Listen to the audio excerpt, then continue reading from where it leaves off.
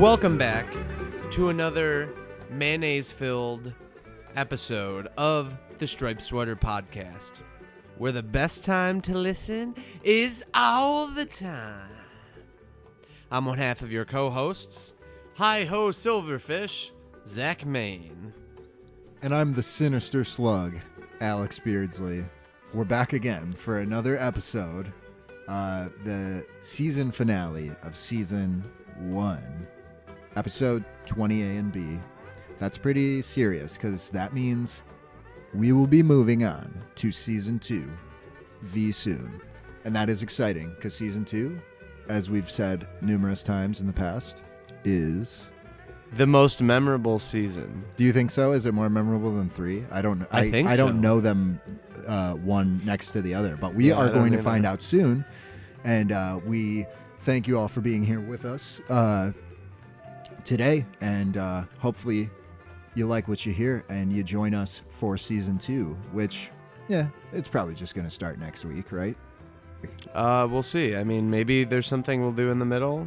Yeah, maybe we'll figure it out. Put some stuff on YouTube like we've talked about doing like a lot in the past. Maybe we'll actually do that for a little bit, or just start that and maybe just take a week off from the podcast. But don't fear, because we'll be back, soon enough with Season 2. So, do you want to just go right into it? Or do you have anything you would like to talk about at the beginning? No, I guess not. I mean, we should just get right to it. Boys, let's get to it. Isn't that what he says? Who says that? I know Michael that Bolton. line. Oh, yeah. Yeah. Shit, I got it. Boys, let's get to it. Let's go, boys. Heck yeah. So, the boys are back in town. Let's do this. Are you ready, Zach? Aye, Alex.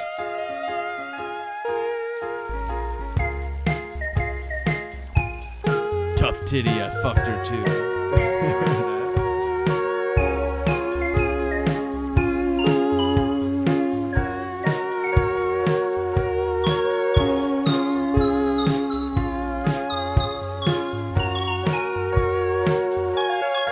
And we're back with Hooky.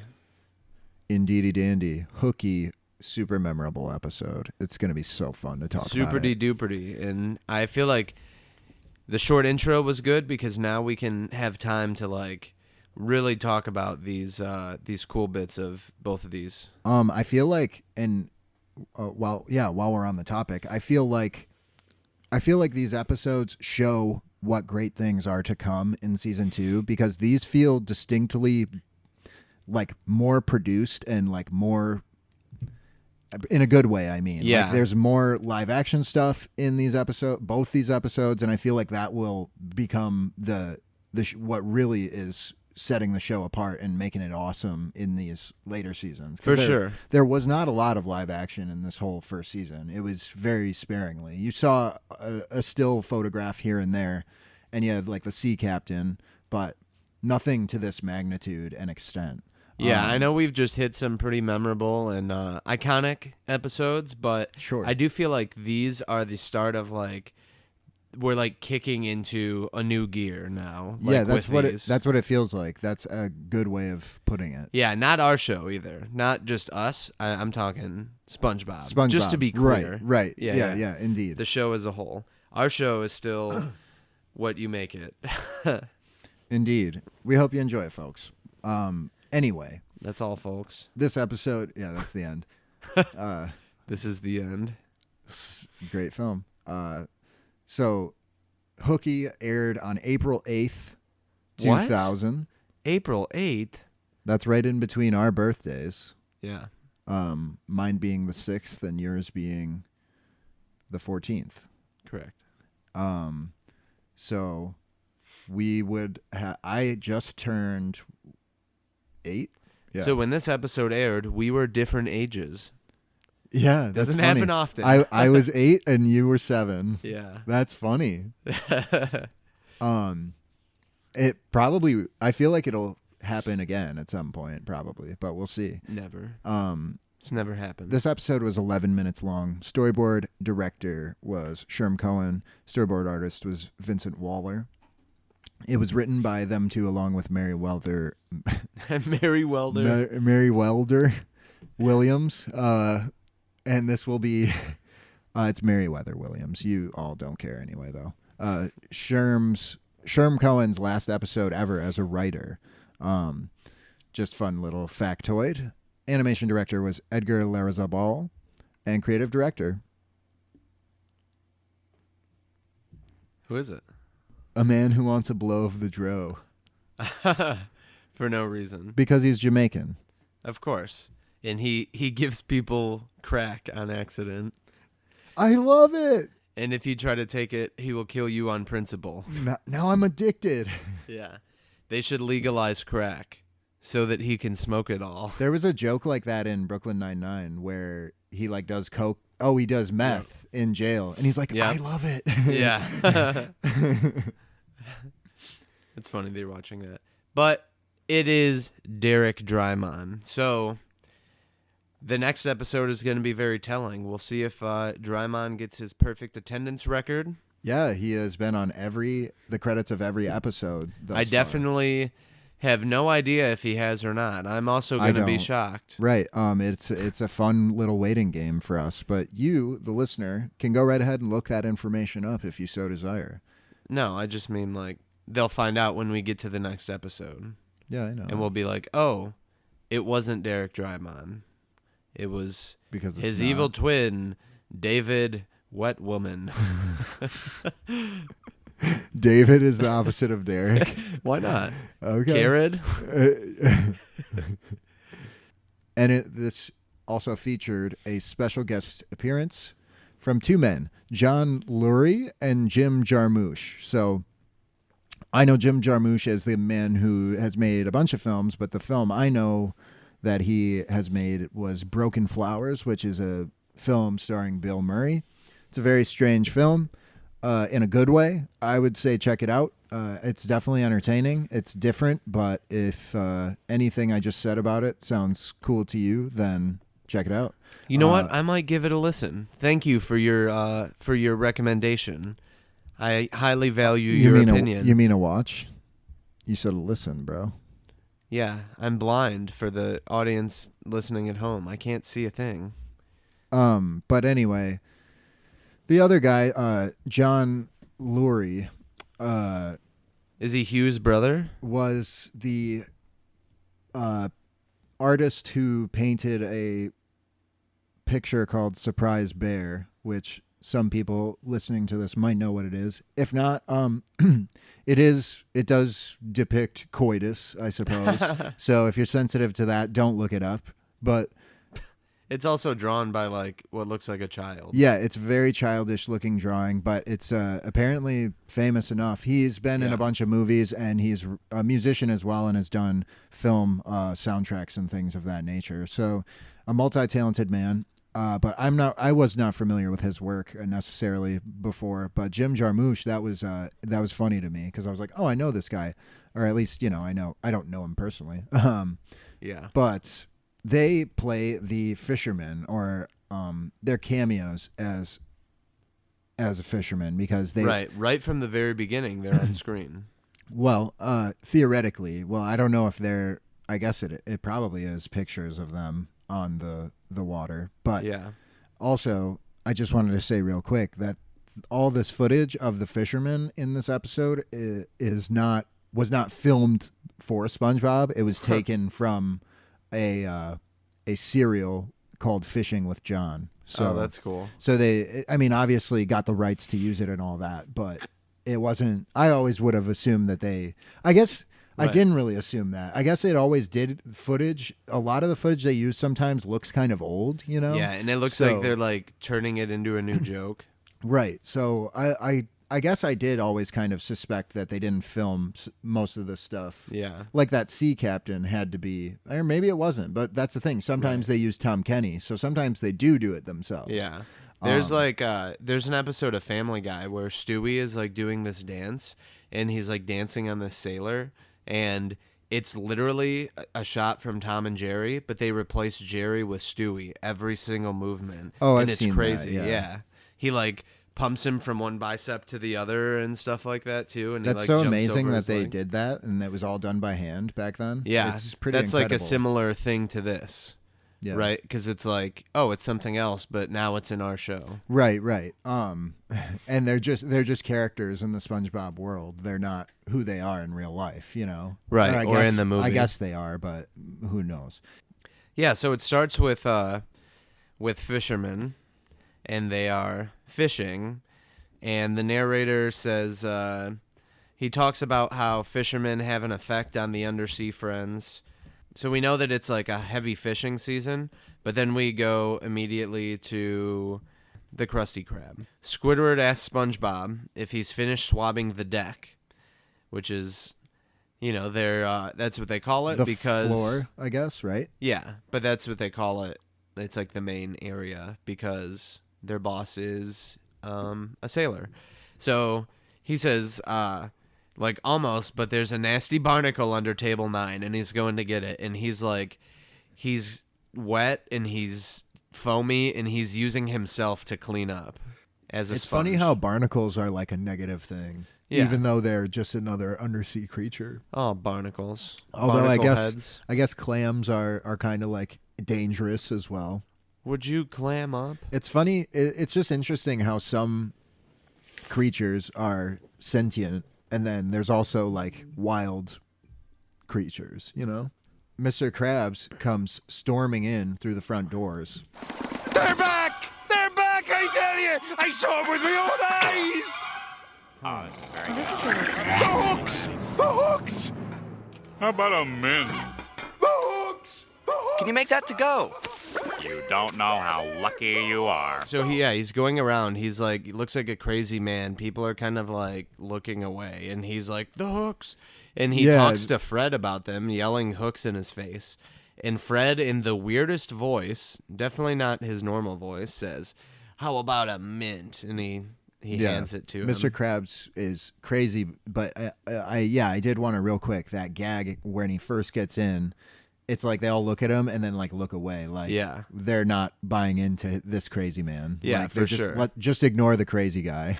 For sure. So Fred has the weird voice, and then we go immediately to Tom, the chocolate fish, who's like ordering at the checkout. His voice is off as well. Yeah, I know. Both of them have weird voices. That's what I was thinking. And he goes, "Can you make that to go?" And then he like Squidward bags up his food and is like, "You don't know how lucky you are." Right, because Squidward knows this is about to be this is a whole thing. so, a whole kit and caboodle. It's going to be quite the episode, Squidward knows. Mr. Krabs approaches Squidward and says, so there I was, minding my own business. And Squidward... Right, he's like, nobody will listen to me, but this dude fucking has to listen. Yeah, you must. I'm your boss. Yeah. And I'm your boss. I'm the boss. Meet a giant squid. Fuck his brains out. Shit on Squidward's desk. So... Okay, class. Let's go. Squidward has to deal with his shit. So Squidward says, I'd love to hear your riveting sea tales, but I have to do my wastebasket inspection. And he grabs the trash can from underneath the register and puts it on his head.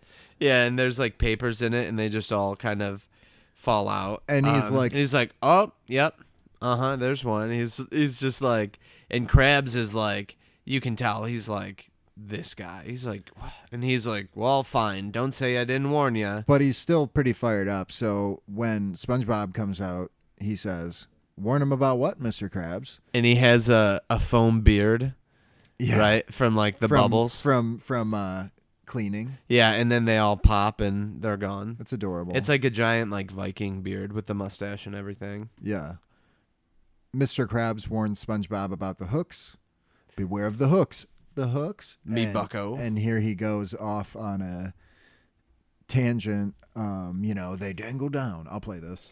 The hooks, me bucko. They're back. Beware the hooks. The hooks? Aye, the hooks. They dangle down and draw you close with their pleasing shapes and their beguiling colors.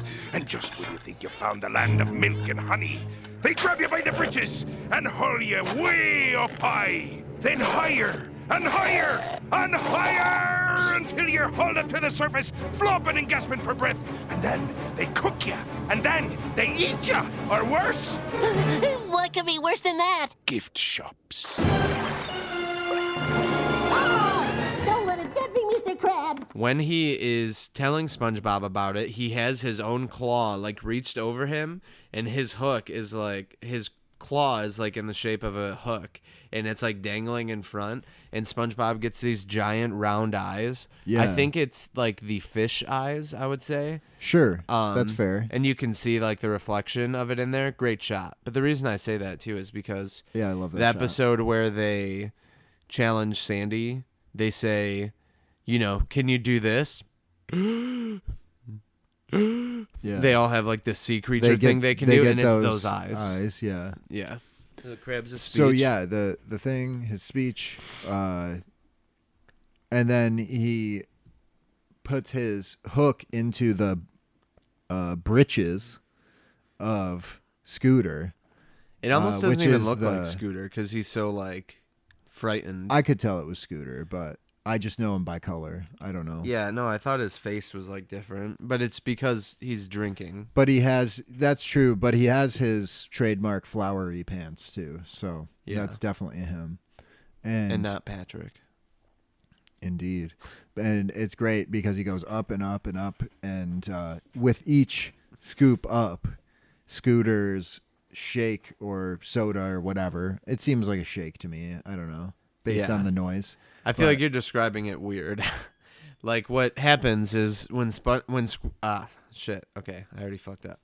When Mr. Krabs is explaining to SpongeBob about the hooks, he makes a live demonstration by hooking Scooter's pants with his claw, and he says, you know, and they go up, and he pulls it up, like giving him a wedgie, and as he's drinking, he has like this shocked face, but then he goes, and up, and Scooter drinks it, and the shake like sucks like really in, it's like caving in on itself, and he does it one more time, and he completely drinks his whole cup through the straw. Yeah.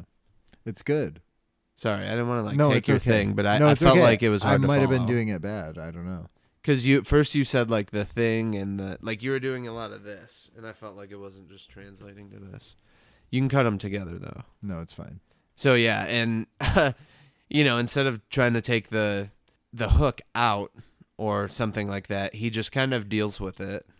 You know, he's not like mad or anything. It was just this happened, and then Mr. Krabs doesn't even give it a second thought. And he explains that the hooks basically take you all the way up to the surface, and then you won't be able to breathe, and then they'll cook you, they'll eat you, or worse. And SpongeBob is, you know, he's sold on this already. Yeah, he's like, He what was the gasps, last you know, time that they what could did be this? worse than that? They did this before with the Halloween episode, where he's like super into Krabs' tail. You know? Right. He is susceptible to things, you know. Yeah. He's Gullible. gullible, I guess. Right.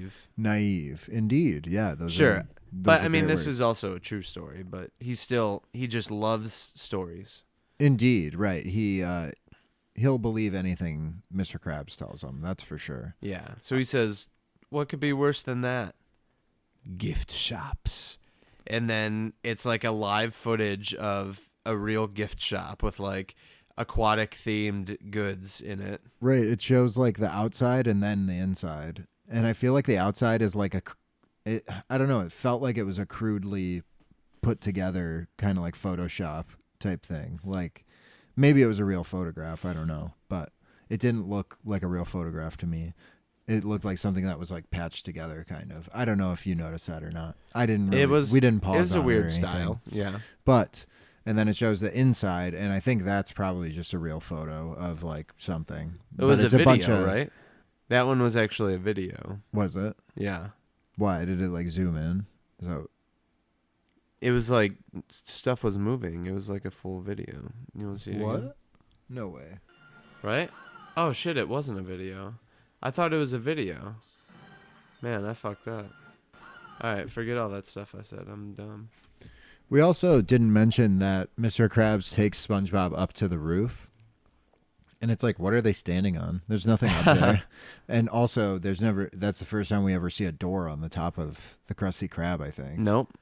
The Halloween episode as well. That's true. Okay, right. But this one was different. This was like the front of the Krusty Krab. It wasn't, I don't know. It's funny, in that Scaredy Pants episode, I feel like the roof was like depicted as being like huge when it really is not, you know? I mean, the restaurant's huge. I guess it is, yeah. So they show the pictures. They're both just pictures of the gift shop. I do like when Mr. Krabs is up there and like the effect of like the sun, you know, when they look up is very nice. I like when they do those. And you got the water effect over it. It looks really nice. Yeah, it's very pretty. So when we look at SpongeBob, he's gasping and hiding it like inside of a box. And he's like, "Don't let him get me, Mr. Krabs." But Krabs just tells him, you know, they're not going to get you. Not as long as you listen to old Mr. Krabs. Now, of course, like any good Krabs speech, it ends with, "Now get back to the kitchen. Time is money." And SpongeBob solid snakes his way back to the kitchen. Right. He like it's almost like very smooth and like he's like skating, like gliding, but he's completely under the box still. Yeah, and Squidward has a bucket on his head.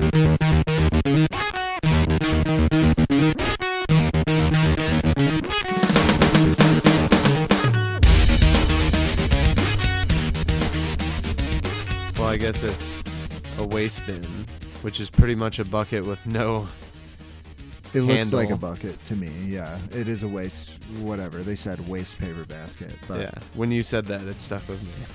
Oh, it is really just a bucket with no handle. yeah. That's what anything is. Right. It's probably, you know, came out of a sunken ship or something, because that's what things are made out of. So then SpongeBob is at the grill, and he's grilling some patties, and we get Patrick coming in with his catchphrase. "Good morning, Krusty Crew."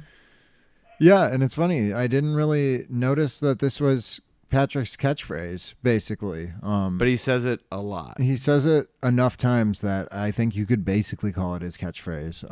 And it's funny because I don't really remember it being that way. Like, I remember the line. Obviously, I've heard it plenty of times in my life, but it's just funny. I don't recall it being something that occurred so often in different episodes.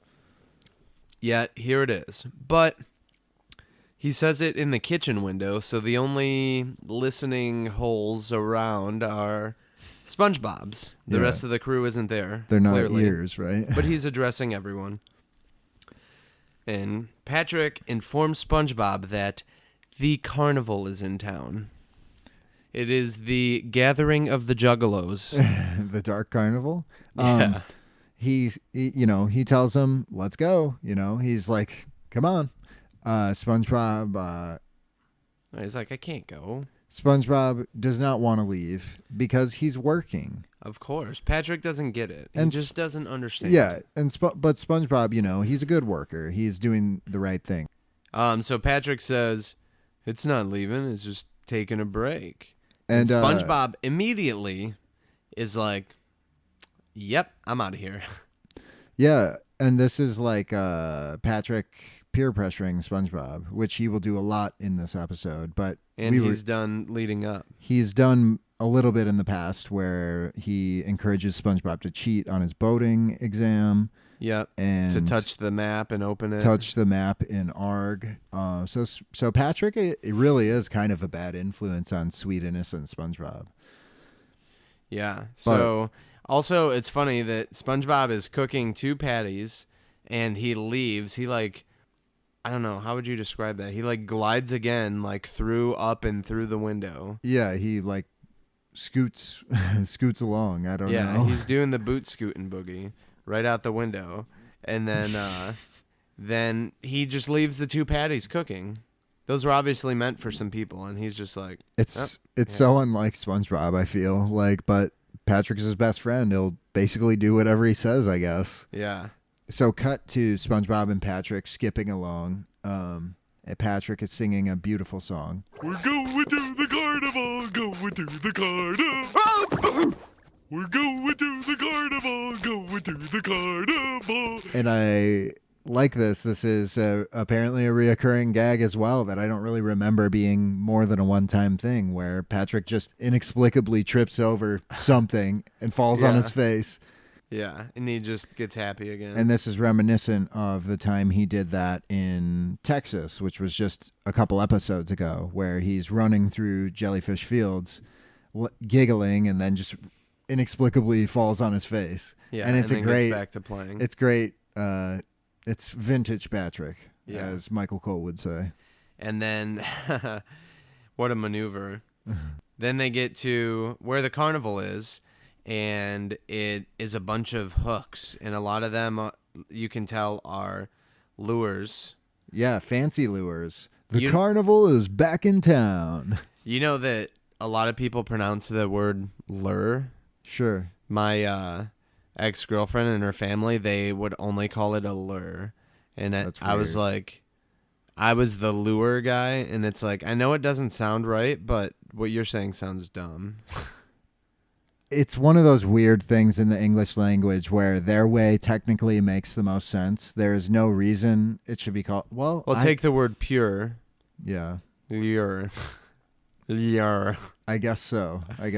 I mean, I would call it a lure too. That's Yeah. what it's called, as far as I'm concerned. I don't know though. Language is funny. It differs even within your own community. It's crazy, Yeah. Linguistics. I love them. I'm very interested in them, in fact.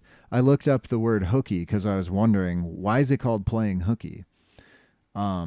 Apparently, it is because... there's a couple theories on this. It means generally to skip school or skip work or something, to do something else. There's a Dutch word, hioki, apparently. I would think that's how it's pronounced. I actually don't. I have no idea. Like the hioki pioki? It's pronounced H-O-E, or it's spelled Hoekje. I have no idea how you would pronounce that. I tried my best. Did I ever tell you I was addicted to the hokey pokey? No, Yeah, but you turned it around. I turned myself around. That's great. Yeah. So that is the origin of the word hooky. No, I didn't finish saying it. Oh. Did you do that on purpose? Oh, okay. But no, so that Dutch word apparently means hide and seek. So potentially it means to hide. The other theory being that there's a phrase apparently that means to hook it, to run away or clear out. I guess I've maybe heard that in movies or something before, but I would always say to book it, which is so Yeah. close. To It's cheese like, it? yeah, I guess, right? That's like what a Bender says. That's like it's like a West Side Story. They say that, like Cheese cheese it. Yeah.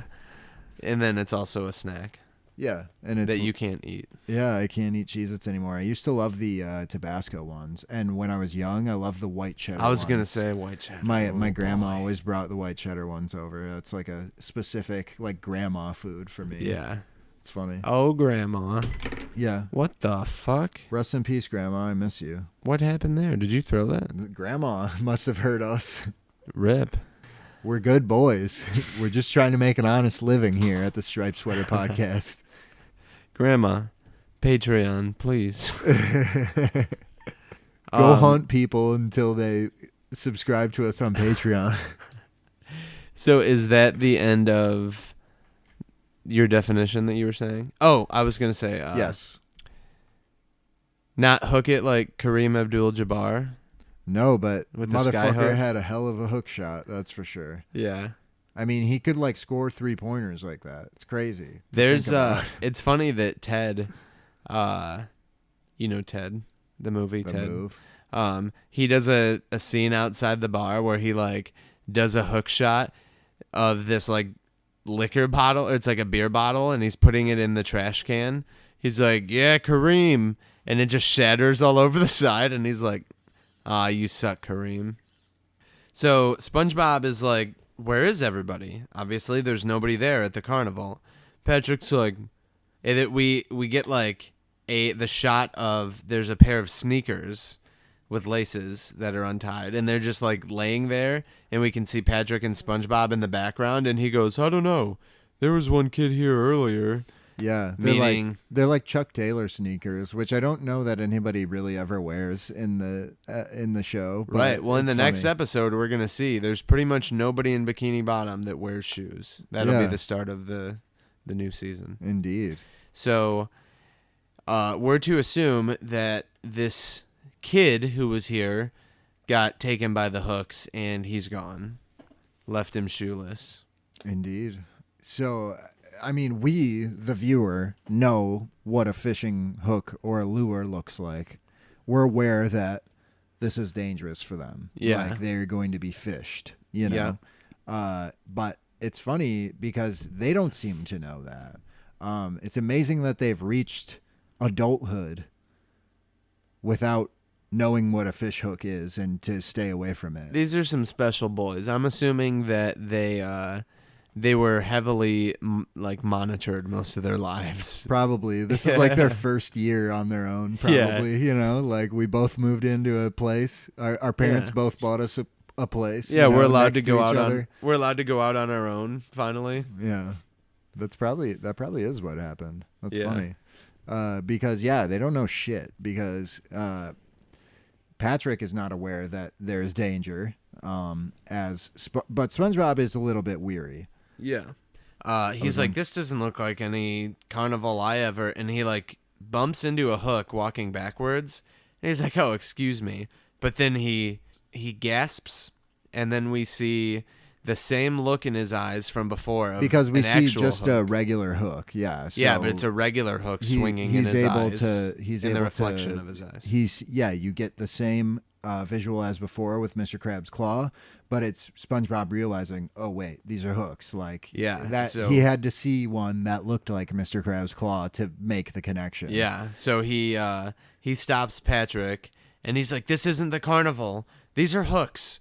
You know, he's like, Mr. Krabs just said that this shit's gonna kill you, dude. We gotta split. Stop, Patrick! Don't touch it! This isn't the carnival, Patrick. Those are hooks. Mr. Krabs says they're really dangerous. I sense no danger here. How could they be dangerous? They're covered with free cheese. All I know is Mr. Krabs said, Patrick, don't do that! Cheesy. Patrick grabs the hook with the cheese on it, and this is great. The way I really like this, it struck me really funny. The way he shoves the hook like so deep into his mouth to the point where it pokes out like the back of his throat, and like you can see it almost ready to poke through the back of his head. Like it's like he's jamming it in there. Yeah, you can almost feel it. Like it's really crazy. It's a strange, it's good animation and it's really funny, and it just shows the arrogance and the ignorance of Patrick. And he just goes, cheesy. And he's got a great face right there when he says that. And he says, no danger here. Go on, SpongeBob, try it. SpongeBob, still a bit skeptical, says, but Mr. Krabs said, and Patrick just stops him right there. And this is Mr. Know-It-All Patrick. Let me ask you something.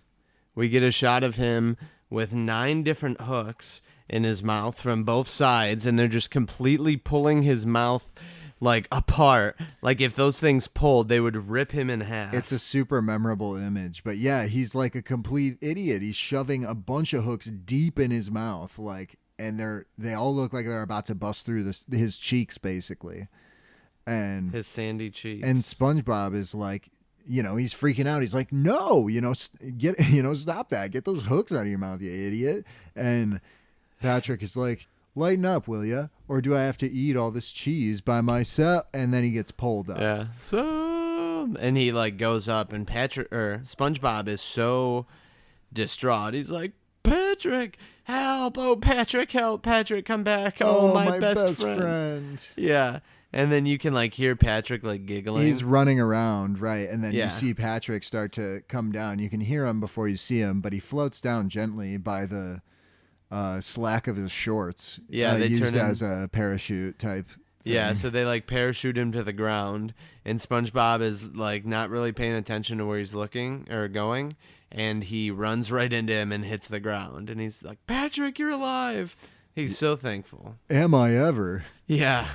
Right? Like, this is what it means to live. Yeah, he really, he feels alive. Yeah. And he says, but the surface and your britches, because that's what Mr. Krabs said earlier. Right. And the gift shops.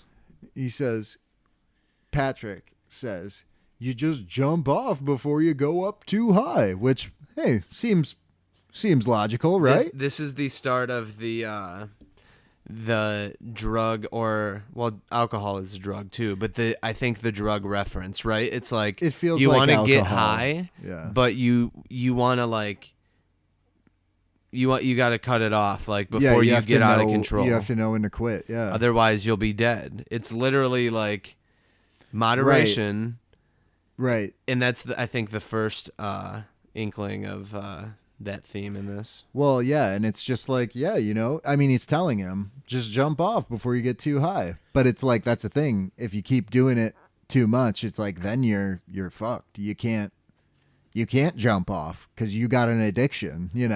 Yeah, you get hooked, but we'll right. see about that later. Indeed. So then Patrick goes over to one of the lures that like it looks like a saddle almost. Yeah, and he straddles it like a saddle. Yeah, because SpongeBob is like, Mr. Krabs said that you shouldn't even go near them, and Patrick jumps on, and he's like, did he say you shouldn't climb on top of them and ride them like a horsey? Yeah, and this is just like did he say you can't touch the map? Yeah, like, exactly. He's exactly like, the same thing. I don't think he specifically requested you to do this dumb thing because why would he? Yeah, right. Right. And he's like, well, I guess not. He says, well, no. Patrick is like, whee. He's having so much fun. Yeah. Dumbass Patrick. That's how Patrick has fun. He refers to himself and other people. He does like to ride horses. We know that because he dreams about it. Yeah, mechanical horses. Yeah, SpongeBob agrees. Well, no, Mr. Krabs didn't say that, and he jumps on, and then they're riding like a horse together. Yeah, and here we get my name of the episode: "Hi ho, silverfish, away!" As in like hi ho silver, but silverfish because the Lone Ranger. Of course. And silverfish is a thing, but it's an insect. You know that? It's not actually a fish. Did not know that. I know that they're like crazy things though. It's like they're in Minecraft. It's like a house pest. Yeah. Well, yeah. I mean, it like there's a fish it destroys of it, stuff. though? No. Oh, okay. Yeah, I don't know what they actually do, but it's one of these things you have to get an exterminator for. So they're obviously it's in bad. Minecraft. They suck. Yeah. So then, but this fish, this lure does look like a fish, like it has the eye on it or whatever. Right. It's made to kind of resemble a fish. Yeah. So then the hook starts going up to the top, and then we get real footage of these fishermen reeling in their fishing poles. We get our guys that I mentioned earlier, John Lurie, and which is funny. Yeah, his name is Lurie. I assume that's how it's spelled. Lurie. You think? Lurie. I thought it was Laurie, like Lau, like Hugh Laurie. No, it's just a U, so it's like Lurie. Yeah, that's funny. Yeah, I didn't even. So this is them, and it's great. They're like reeling, really reeling it in, like hard, pulling, reeling. And the music is like dun dun dun dun. Yeah, it's yeah, like building, Yeah. Suspense. It is a little bit Jaws-esque. I mean, more when Jaws speeds up. So they're getting up close to the top, and it alternates between them, and the boys are just laughing, giggling, like getting, It's like that ride at the carnival, or not really the carnival, but like at Cedar Point or something, where you're in the like the thing and demon drop. it just shoots you up really high, real fast, you know, and then you like bounce down. You know what I mean? Oh, that right. It's kind of like that. The slingshot? Like you ride it up, and then I think slingshot. That sounds right. Yeah. Fun ride. It was one of, like, before I was ready for roller coasters. That was one I could do. Yeah. So it cuts from them to staying on top of the gimmick, and they're standing up on it now. So it's them standing up on the lure, and then there's the shots of the real fishermen struggling to reel this in. It's great. It has at one point it has both of them grabbing the rod and both pulling. So it's like really ups the intensity, you know, like they're really trying to catch whatever it is they've hooked. Yeah. So he's like, ready. And then at the same time, Geronimo! They jump off. And it's funny, too, because had they caught a starfish and a sponge, they would have been really mad. It wouldn't have been a good catch necessarily, Yeah. especially for that much effort. It would have been disappointing. And for the number of hooks that are there, they sure seem to be mostly by themselves in this water, you know? Yeah. Where you'd think there'd be like 20 boats right there. You would think there'd be more fish nearby the hooks too, you know? It's like everybody knows except for them. You know what I mean? It's like you would think there might be like some kids or something. They do allude to it, but it's I guess all the kids have been sucked up already. Yeah, fish kind probably... of morbid. Like that kid died. That's like a death. Yeah, fish probably are more aware of it in general because they know that they're what the people want. Maybe. Who knows? Yeah, I mean, adult fish, and they probably teach their kids, you know. It's this. funny that they know the story too, because like who teaches them if the person dies every time? Someone had to have like came back like, here's what happens. You know, it's not like otherwise they could have treated gift it shops like and stuff. The claw. Although Krabs has been all around the world, so he could have seen gift shops. Crabs also do climb up. Yeah, on things, they can be out of the water. Right. So the fishermen are like all sad. Disappointed that they didn't catch whatever it was they were trying so hard on. Yeah, so then they're like both floating down, and SpongeBob says, "This is more fun than double overtime at the Krusty Krab." And I'm just going to go on an assumption that he doesn't get paid extra for double overtime. Yeah, but it's just fun to be at work that long. Yeah, it's not overtime, but it's double overtime. Yeah, and like it's funny too that he uses that term because, like, you know, if you were talking to like a hockey fan, someone might be like, "Oh yeah, there's nothing better than double overtime hockey," you know? Sure, yeah. It is kind of in that way, right? That's funny. I hadn't thought of it that way. But we cut to the Krusty Krab. There's a customer, who points to a Krabby Patty and says, "You call this food?" So something is amiss, obviously. Well, first, the guy's like, "P.U." Yeah. And another guy says, "My sandwich tastes like a fried boot." And then another guy says, "My sandwich is a fried boot." It's like the same guy. Yeah, almost. and it's really a fried, like, it looks like a bunch of meat in the form of a boot. Yeah, it's just like a breaded boot, basically. Yeah, so we're to assume shit's going down at the Krusty Krab without SpongeBob. So then we get to Fred, who's yelling at Squidward in the back. He's like, "Hurry it up, will ya? We're hungry over here. Look at us.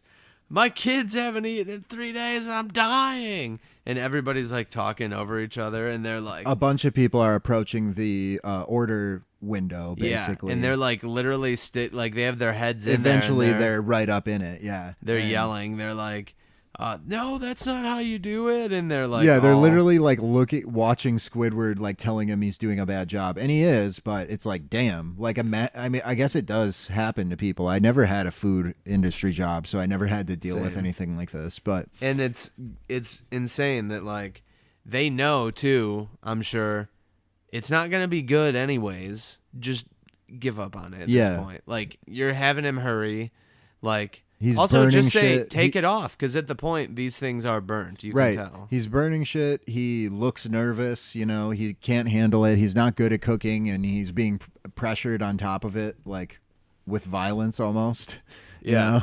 know? I just so- got a new grill and used it for the first time. Yeah, it Yeah. was good. It was good. I had burgers as well, and it was fun. I mean, I've grilled before, but this is Sure. mine now. Yeah, you yeah, know. you got a grill. It's an infrared burner. Nice. That sounds cool. Yeah. And then I made asparagus too. First time grilling asparagus, and then Dope. How'd it turn out? it was great. Asparagus is awesome. We have some pretty thick asparagus. And then, Nice. funnily enough, my friend is like in Wisconsin right now for a Vampire Weekend concert. Oh, cool. Pretty dope, right? And she got an asparagus tattoo, like pretty much right after. Like it just happened that that's what she was doing. That's bizarre. yeah. Asparagus is cool though. It could make a very cool tattoo too. I am a fan of vegetables, so asparagus is one of those that I really like too. This is like the start of our like learning that Squidward doesn't like Krabby Patties. He's like, why do you want to eat this stuff anyway? And it's like, you know, it doesn't matter really. He's just trying to be. Yeah, he's just saying the food sucks. Yeah. Basically, he's like, this isn't even good. Yeah. And Krabs is there and he says, "What the halibut is going on in here?" And Squidward replies that it's a feeding frenzy, sir. And it's funny because there's the fish game feeding frenzy. I know Yeah. it came out. I'm pretty sure it was after this. But that's like a thing that Yeah. happens in, you know, it's like For fish. a phenomenon. Yeah, Yeah. that fish go nuts when there's like food in the water. Yep. And he says, and SpongeBob's not back from his break. And Mr. Krabs is laughing. He's like, what? Yeah, like it's a hilarious joke. Oh, I thought you said SpongeBob was taking a break. I love the way he says that. Yeah. And he goes, yeah, I just love the tone of his voice. No one's taking a break at the Krusty Krabs. And it's like, he's so confident that Yeah. like, there's no chance he took a break. It's like, you're hilarious. They haven't taken one since the Chum Famine of 59, Yeah. which Krabs would have been old. We saw his license, right? Yeah. It was like, in the 40s, I think he was born. Yeah. So I mean, well, maybe. So by the time he was maybe 18, he. I don't think it was even that early. I thought it was closer to like 50 because I remember it Oh, being close really? to my mom. I thought Huh. maybe not, but it's funny. I mean, if it was he's in the young. 40s, it's only 10 years behind our parents, right? Yeah, but we're to assume then he knows about that. This restaurant probably got. It either has like a long history of previous owners, or it's like it was a family chain. Yeah, it could have been. I mean, it would make sense.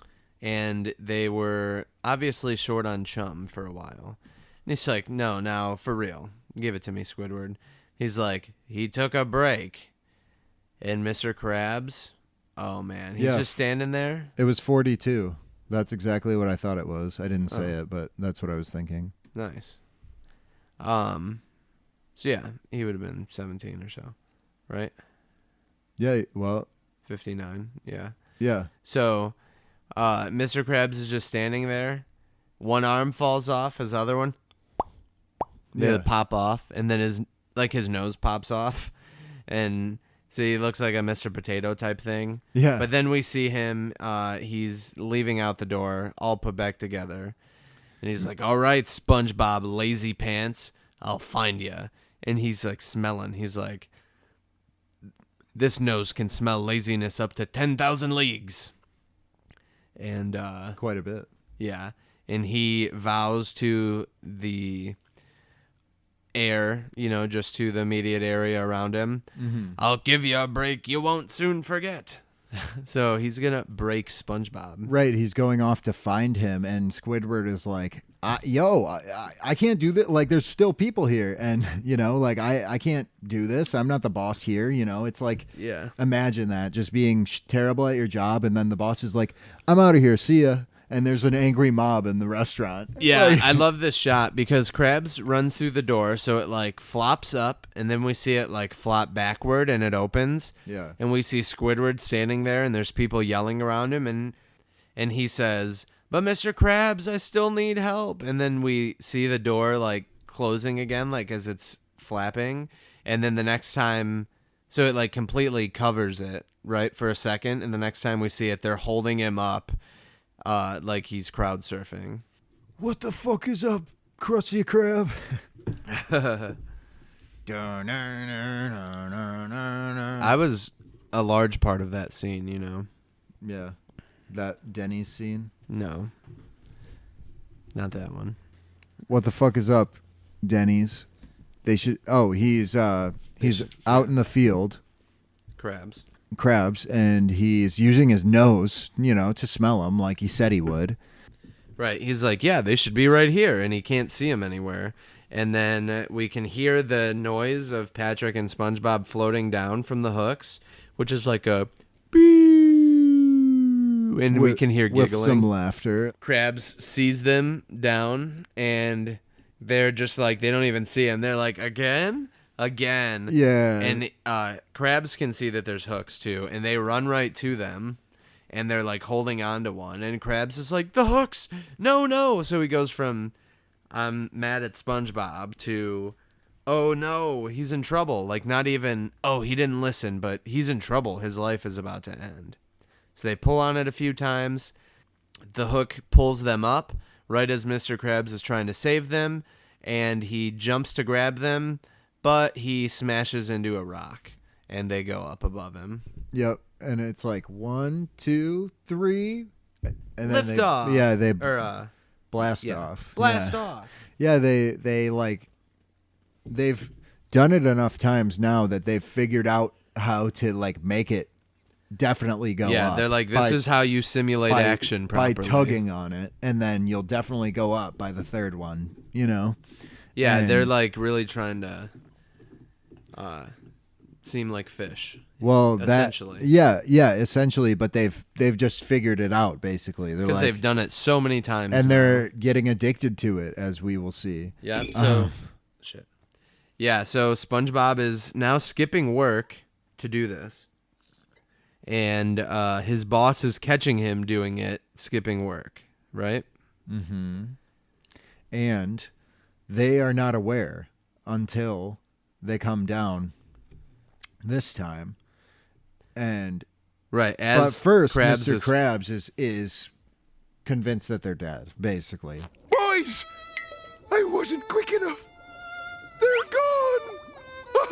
If I could only hold him in my arms again, I'd throttle them. What did I tell you about those hooks, boy? I'll tell you about the hooks.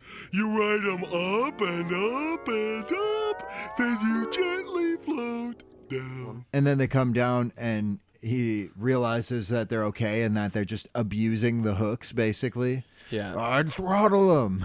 Right. So he's like, imagine this in a different world, if you will, of real life, where somebody's leaving work to go like shoot heroin, and then the boss comes in and is like, oh man, he's dead. Like, I wish I would have like caught him quicker. I can't believe I let this happen. Then he's like, okay, and you're like, you dumb MF. Yeah, you just want to beat his ass. Yeah. For like fucking nearly killing himself. That's essentially the same story that they're telling here. And I never really realized this until right now watching it. Yeah. Yeah. Yeah, I mean, I guess I never really did either. I mean, but I'd figured it out at some point. I don't know. Yeah, so they float back down, and Krabs is like, what'd I tell you about them hooks, boy? And SpongeBob starts to respond like, and Patrick goes, well, I'll tell you about the hooks.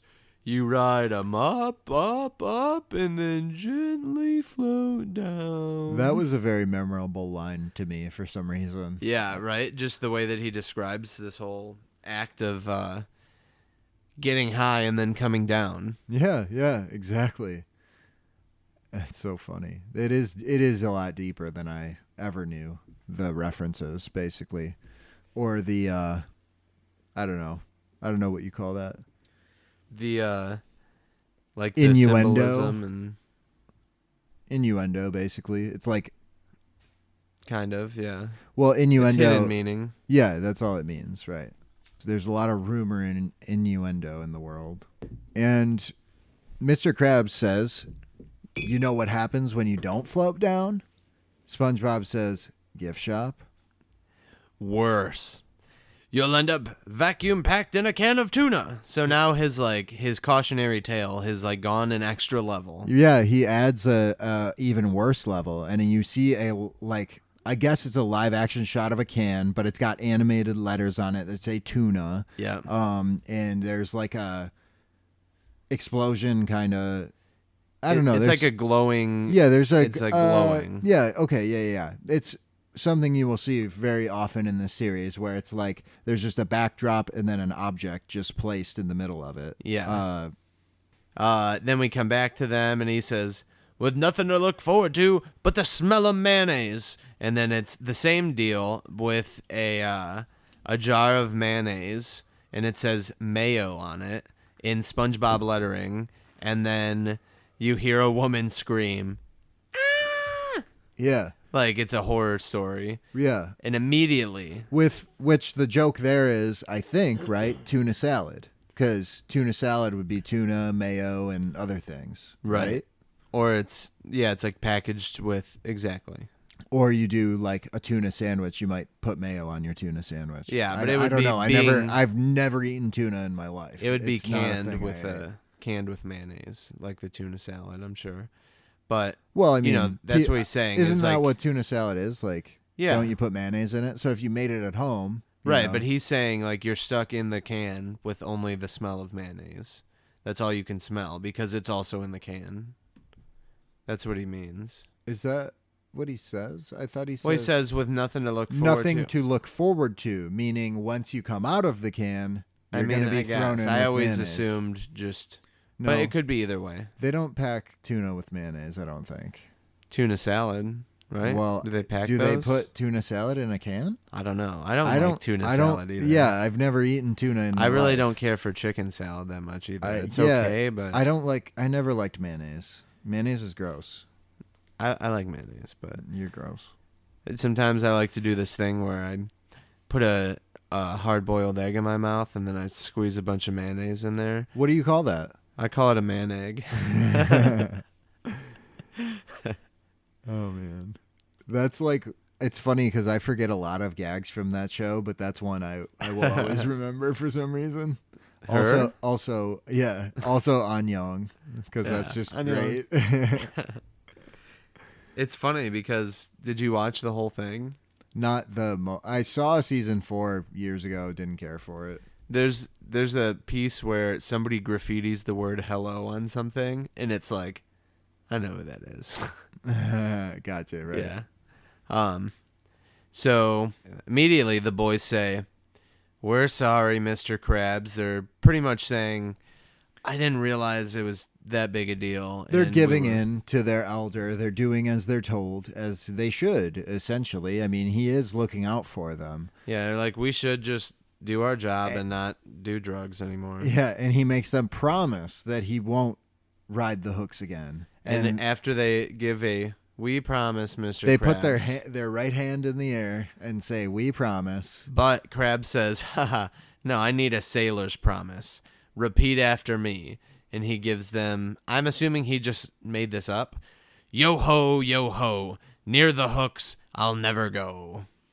I mean, that would probably be a underwater pirate saying, because Yeah, I it's guess like it could be. pirates are susceptible to, addiction, I think, because of their life. They've lived a rough life. Yeah. I guess he's a sailor, not necessarily a pirate, but he does. He is kind of like a pirate, though. But for the government. a government pirate. That's all that they are. Right? Absolutely. So they repeat it, and then like as it's happening, we can see this hook going over to Krabs, and it pokes him in the butt, and he like jumps up holding his butt, and he goes, "Ah, mother of pearl, fire on the poop deck!"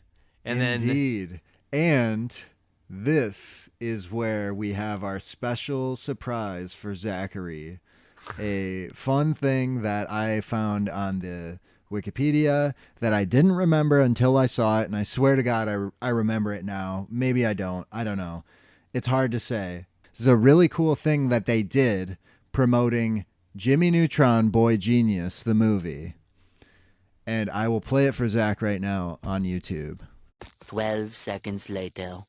That's awesome. I totally forgot about that, but I do remember, remember it happening. that? Yeah. Yeah. I know. I totally remember it. So to explain, right, it looks like just an ad, and it's Jimmy Neutron and Goddard, the dog. They walk onto the screen, and they have this device. when Mr. Krabs is warning them of the hooks. We see Jimmy Neutron turning a crank, and then it like zaps the whole screen and turns the scene into everybody being puppets. So they filmed this extra, right? We have Krabs and the boys as big puppets talking, and they're doing the exact scene. But the one that we just watched was just regular, did not have this in there. So this was a special thing that they must have started doing at a certain point to promote Jimmy Neutron. Yeah, the movie before the TV show was ever a thing. So this was supposedly aired in 2001. If you would like to watch it, you can look up the Lost Hooky Puppet Scene 2001 on YouTube, and you can watch it. If you watched this show at that time, I highly recommend checking it out because you might remember it. For me, it was like a long buried memory. I mean, you probably only saw this once or twice ever. Yeah. But I totally remember that, and it's just, or at least remember hearing about it. Maybe, I'm not sure. It's hard to say, but I definitely remember Jimmy Neutron, and I remember the promotion for Jimmy Neutron because I was psyched for that movie. Same. So, it definitely was a thing at that time. And assuming there's some people listening that don't really know Jimmy Neutron, go check out Jimmy Neutron. Yeah, it's on Hulu. It's a legit, check out the movie, check out the show. It's a legit Nickelodeon property that I'm a big fan of. Some great things, big thank yous really from funny. McSpankies. I imagine the animation, especially on the TV show, has probably not aged that well. Yeah, because it was early 3D graphics. It was like Butt Ugly Martians time period, which is one of the ugliest cartoons ever, no pun intended. Yeah. Do you remember that shit? I do. I remember thinking, this is terrible. I want to like it, but it's so bad. Yeah. Did you feel that I way? did, actually. Yeah, I feel like it was objectively bad. It was just obviously just trying to be funny and right. Teenage It's kind of a Ninja funny Turtle-y. name, and it could be cool, but it just wasn't. Just god awful 3D animation. That would be fun to review an episode of that someday. Yeah. So we see in the puppet thing or in the regular, they do it in both, right? Where the hook comes down and hits Mr. Krabs in the butt, and then he goes, mother of pearl, fire on the poop deck. And then in the Jimmy Neutron one too, that's where it zaps again and everything goes back to normal and they walk off screen. Right. And, it doesn't actually say Jimmy Neutron coming soon or anything. It's just he's in the show. And you know what? I feel like he did this in some other shows, maybe Fairly Odd Parents too. And, I don't know that that. have been out I at don't this think point? Fairly Odd Parents was on air yet. But I feel like it was something else. We'll have to check that out later. Yeah, but that's the thing. Jimmy Neutron, the movie, came a good year or two before the show ever was even announced or anything. Right. It was just a movie at first. So then they're still giving their promise. SpongeBob and Patrick, he said, repeat after me, and then he got hit with the hook. So then they repeat him and say, mother of pearl, fire on the poop deck, and they turn around and rub their butts just the way he did. Mr. Krabs is like, all right then, let's get out of this death trap. And we cut to an exterior shot of SpongeBob's house. And we hear SpongeBob's voice. Okay, Gary, today is a new day. I'm ready to prove myself loyal to Mr. Krabs. Wow, what a loyal guy that he's like, that's my goal for the day. Yeah. Be loyal to Mr. Krabs. And he's telling his pet. So we can't see the inside, but we can see the shot of his and Squidward's house. And we hear sweet Gary, and SpongeBob takes off towards Patrick's house. Yep. Saying, I'm ready. I'm ready. I'm ready, Yeah. I'm ready. You know what's funny is that I remember that being like that's his thing. He says, I'm ready. But I don't really remember there being a lot of episodes where he says it. But so far, he has said it a lot.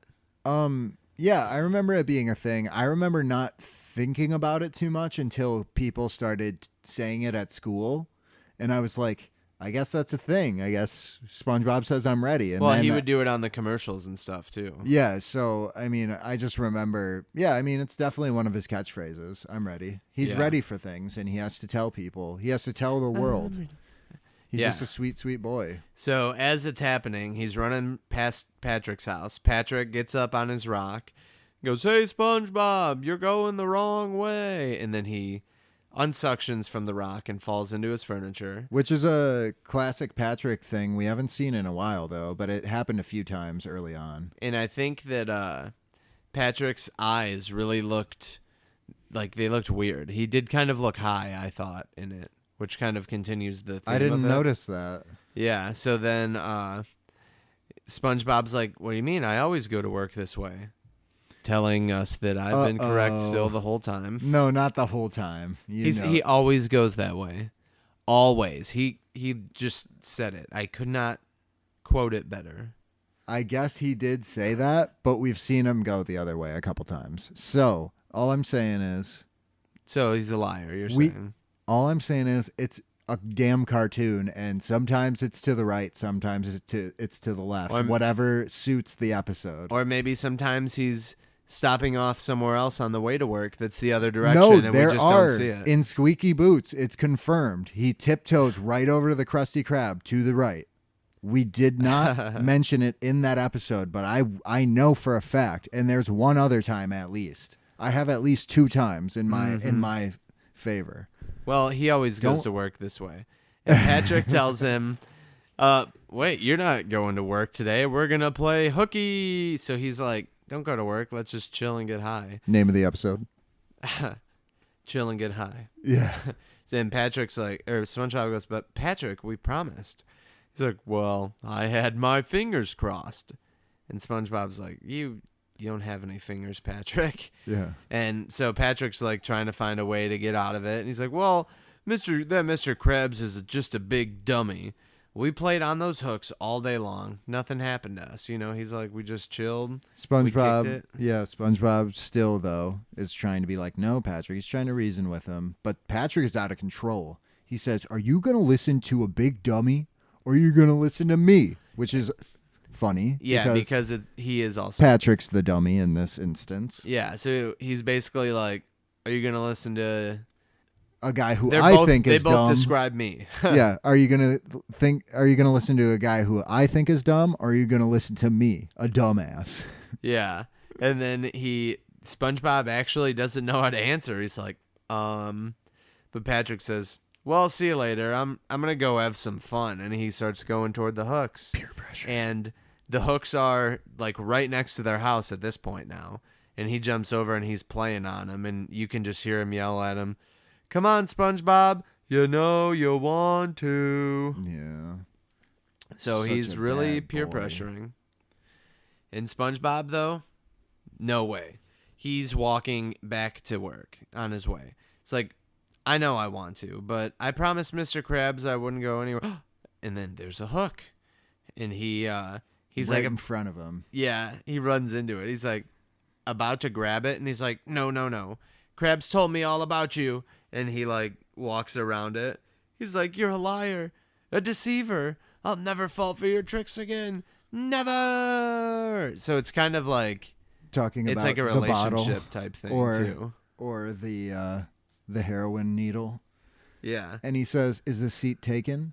Because he runs back quickly after he leaves. Yeah. Because he is addicted, as we see. He sits down on the hook. This is like, oh man, I forget. There's a name for that kind of style of hook that is that shape, but it's like a C. like a C or a G. Yeah, it's very rounded. Yeah, and he sits on it like he's in like a ski lift or something. right, you yeah, know? it is like a ski lift.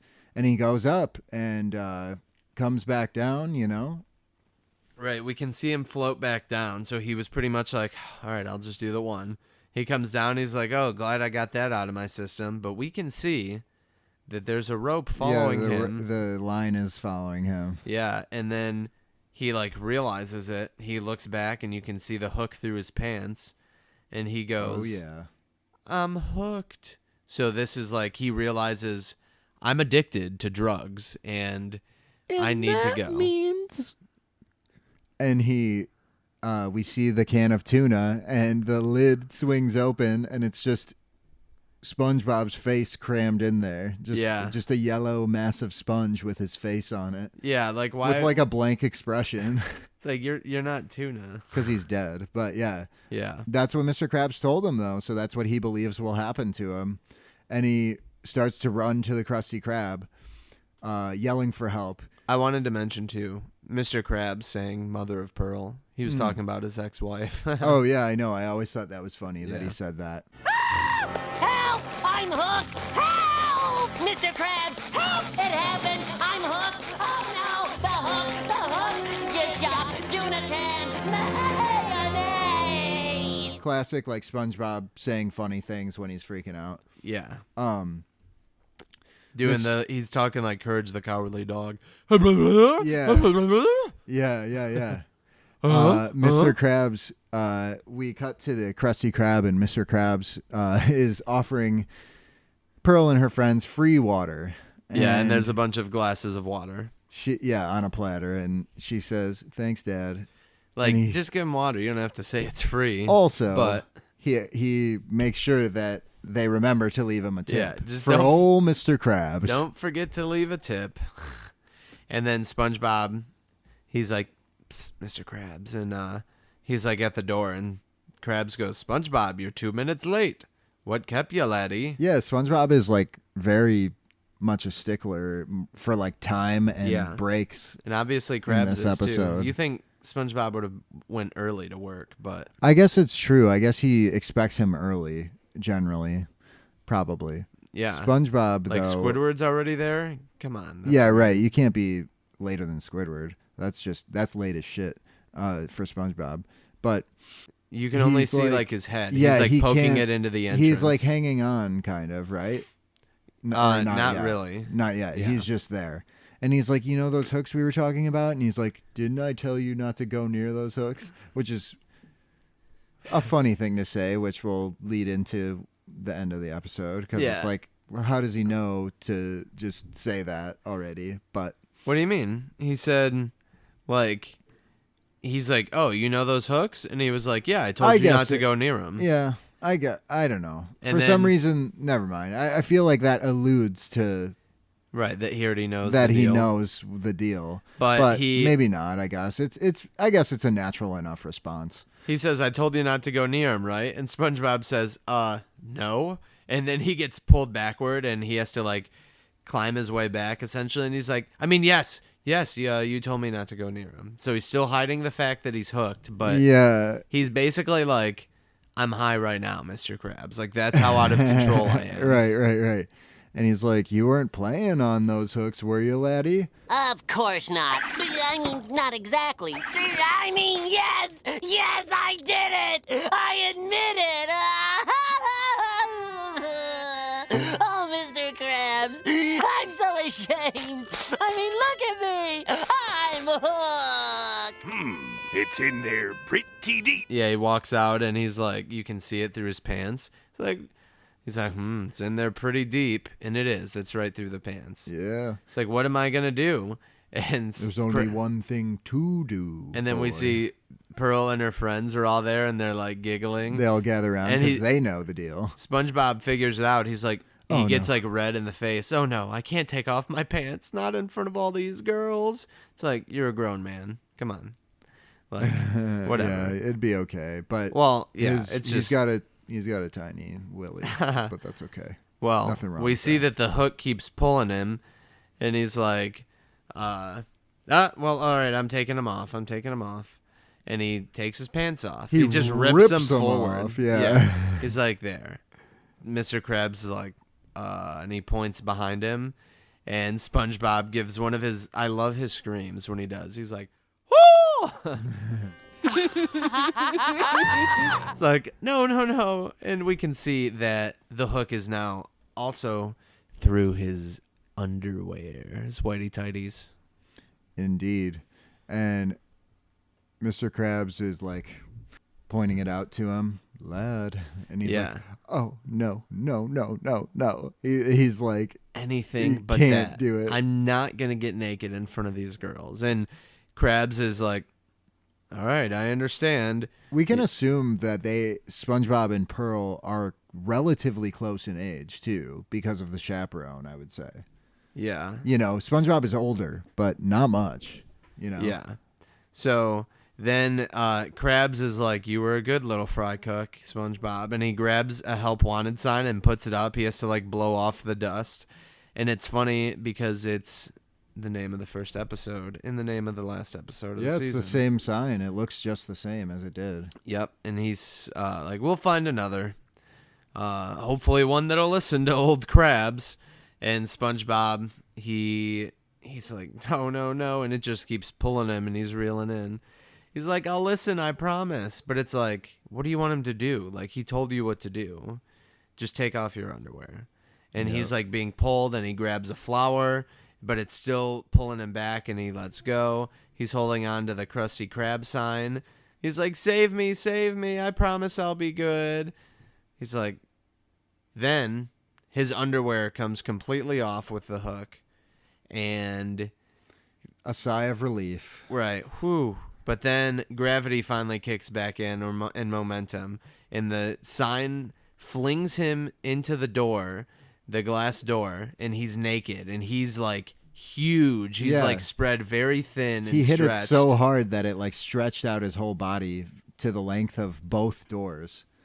And so and much so that as... his wiener is all the way down at the bottom of the door, which is obscured by a table. When we see from the inside, we see the girl's point of view.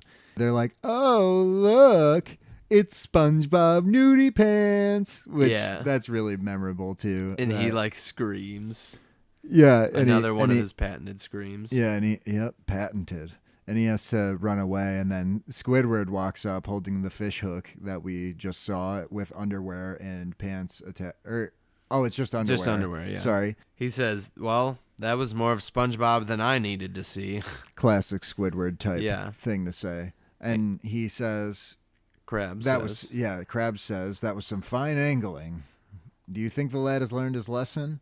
He says, I think he'll remember this for a long time. I know I will. And they all laugh. And then you can see SpongeBob running back to his house naked. And he's like, the pants, the underwear. Classic. Yeah, I know. That's very memorable. And then bus rolls by and stops in front of Patrick's house. And when it goes away, we see it's left a can of tuna on the doorstep, so to speak. And we get the last line of the episode. Patrick inside says, hello? Does someone have a can opener? Yeah, and it's like got a bit of an echo on it to simulate the can. So if we went too fast, right, Mr. Krabs and Squidward work together to put a hook out for SpongeBob to see, give into his urges, and get hooked on it. Yeah, so that's the reason why the hook was right in front of SpongeBob. Yeah, because they were teaching him a lesson. Squidward put it there. Which, where was Squidward? Was he like just up on a boat? Like what? How does that work? Right, it doesn't look like it would make sense with the way it was pulling him away from the Krusty Krab. He had to be up higher, or have some kind of a pulley system in place. Yeah. But nonetheless, super good episode, super memorable for me. Lots of memorable lines. I had a lot of fun. It's SpongeBob Nudie Pants. That's a good one. The highest score underwear. possible. I would say so as well, my friend. Really good, and this is just a great preview of things to come in this next coming season. Also, that was the second time they mentioned a can opener in the show. That's that one's the can opener. Oh, yeah. And it's like, why would you drop him off at his house? Obviously, you want to sell it to people to eat. Right, it makes no sense. Right, he gets addressed. He gets a label slapped on him that has his address underwater. Come on, guys. And that does it for episode 20A. We should take this time to remind the listeners that if you like the show and you want to hear more from us, we do offer these unedited recordings that we have available to our Patreon subscribers. We have multiple levels if you do want to support us that offer different kind of rewards. Yes, we are on Patreon. We have no patrons as of yet, But we are hoping that you out there, wherever you are, if you like us and you wish to support us, because we don't make any money doing this whatsoever, and we're not really about making money, but we are in the business of trying to get better equipment, and I recently lost a pair of headphones to a naughty kitty cat at home. So things like that, it can be expensive and time consuming to make a podcast. So if you would wish to support us directly, you can find us at patreon.com/striped-sweater. We have a few tiers available. Nothing super crazy yet, but we have the Honorary Town Rookie, which is our $1 tier, which will get you added to our supporters list on Facebook. So really that's just a basic support level. No real reward there. But we also have the Goofy Goober, which is $3 per month. And that would get you a shout out on each and every Striped Sweater podcast episode for that month. And that will include whatever 4 episodes starting with your donation. And our $5 tier, the Bikini Bottom Bad Boy or Girl, get every episode of our podcast 1 full week in advance.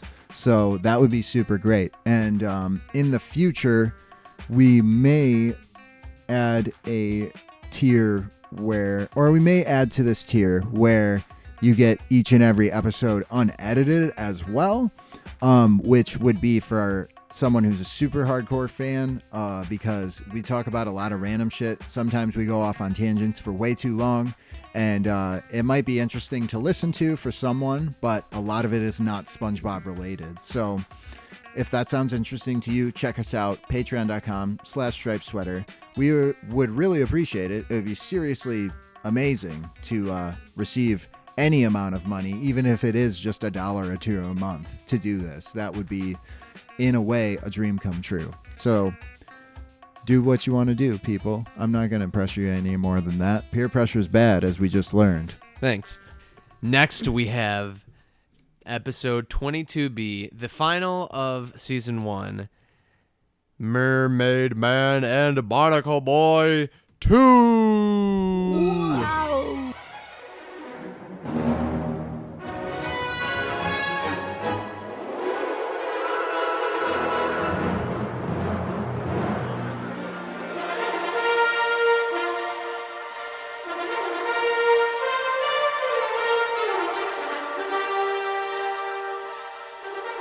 11 minutes long. Storyboard director Chuck Klein, storyboard artist Jay Lender, written by them two along with Mr. Lawrence, or as I like to call him, Senor Lawrence. Animation director was Tom Yasumi, creative director Double D. He's a banshee in the sheets.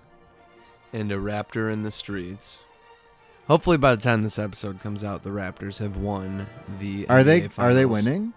3-1 as of yesterday. Oh, no shit. I haven't kept up with it at all. KD's That's been out great. the whole time. They've never won the title, have they? Nope. That's awesome. KD's I hope they been do out, it. though, luckily. And Klay Thompson just came back, but they still lost. It's Derek Drymon. Frick, yeah. And we got special guests again. But Derek Drymon, now he can accept his perfect attendance award. For season 1, absolutely. So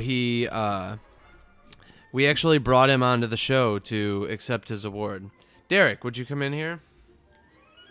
Yeah. Really happy to accept this award. I've been mentioned on every episode of the Striped Sweater podcast, and I think that it's a really great show, and you guys should keep doing it.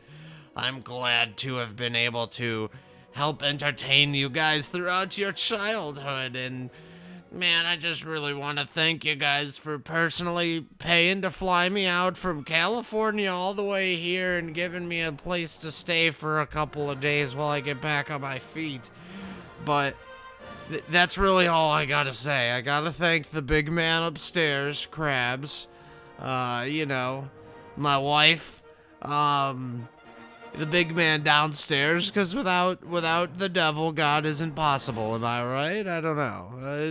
I just gotta go. This is gone on way too long. I got other creative direction to do. Thanks, All right, Derek. That was later, Derek. That was weird. I told you I was really looking forward to getting a special guest on here. He was. I don't think that was Derek Drymon. Are you?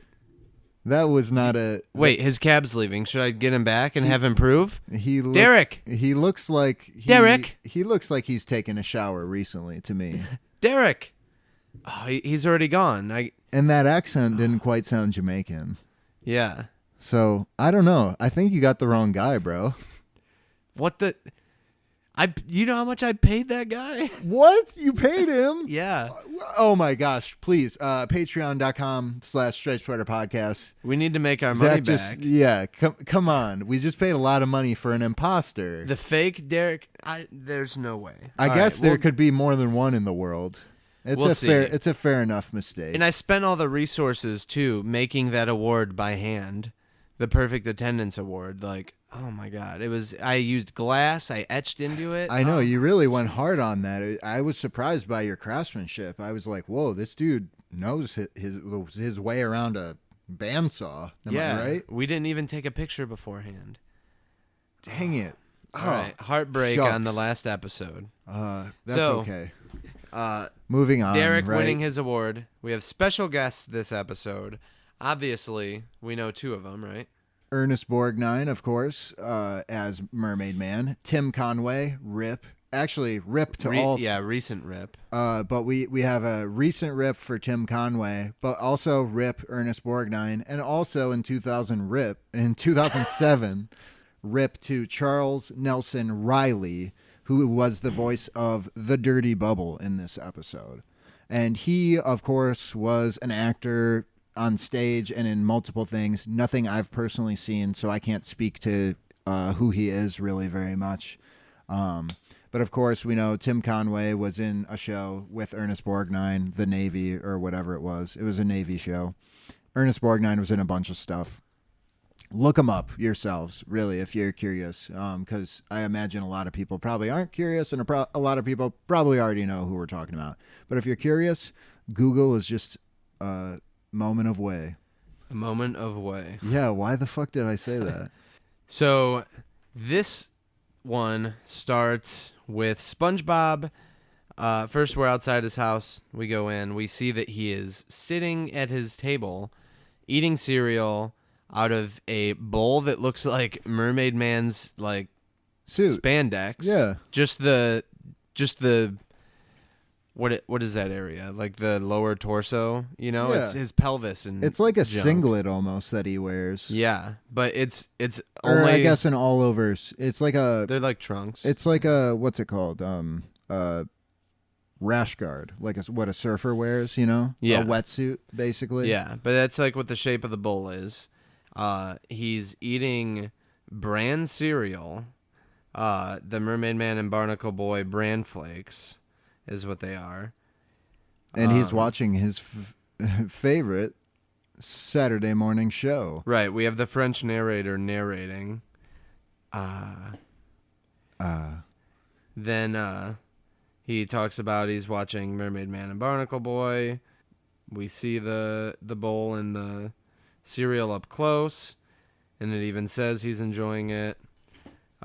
He pours the cereal into the bowl, but then also this giant set of like dentures falls out, and the narrator says, enjoying a bowl of Mermaid Man and Barnacle Boy bran cereal, and wearing the official Mermaid Man and Barnacle Boy breakfast biters. Okay, so SpongeBob takes the big dentures and puts them in his mouth, and the narrator says that he is wearing the official Mermaid Man and Barnacle Boy breakfast biters.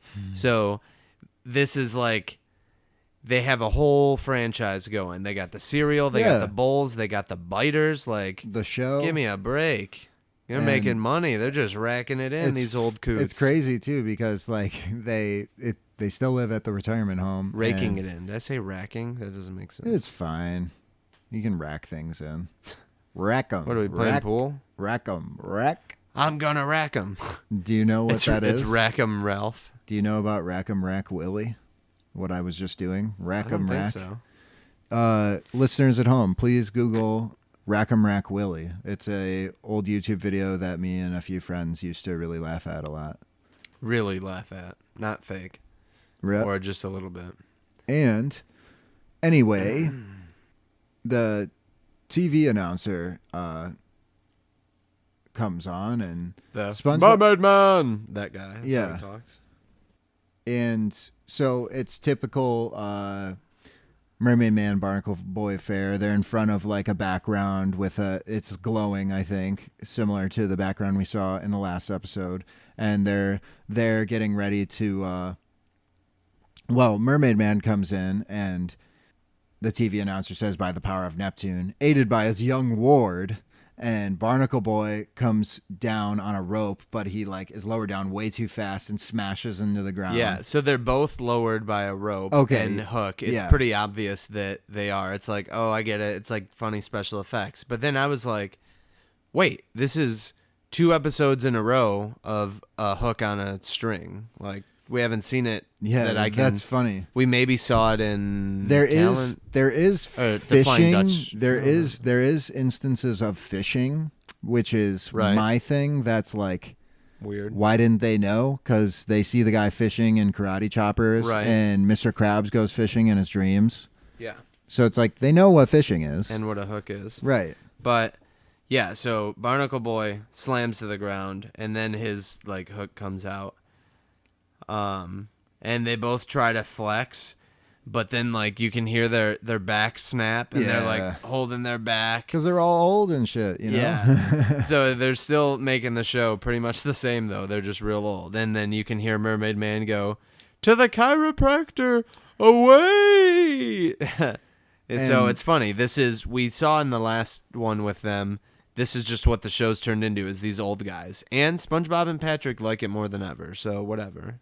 And we have a great transition to the next scene by 2 fists coming together, one Mermaid Man and one Barnacle Boy. They're like live action fists. Touching their rings. And yeah. they cut to this scene where they go through these old villains, you know, the Sinister Slug, the Atomic Flounder, the Jumbo Shrimp, and they're like punching each one with each while they're being named.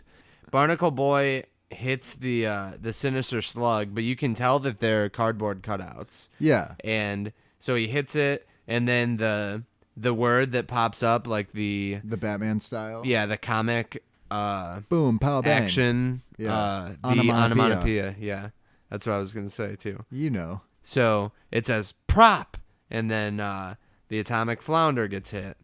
Cardboard. Yeah, and then the Jumbo Shrimp. Lame. Yeah. So it's like, yeah, this show kind of sucks now. But Yeah, right. SpongeBob still loves it. Yeah, it's like the show is self-aware that it sucks. And the announcer, the fish announcer, the live action fish with a flapping mouth. Yeah, who- it just moves like he's a Canadian in South Park. Yeah, and you see, it's just like animated exactly like a Canadian in South Park. Well, almost exactly, but yes, same thing.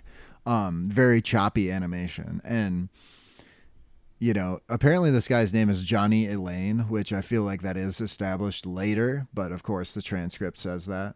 Yeah. Anyway, he says, "Hey kids, are you ready to hear the winners of this week's contest?" So it's a kids show. Right. SpongeBob, of course, a grown man, loves a kids show. It's okay. I'm sure a lot of grown men watch this show.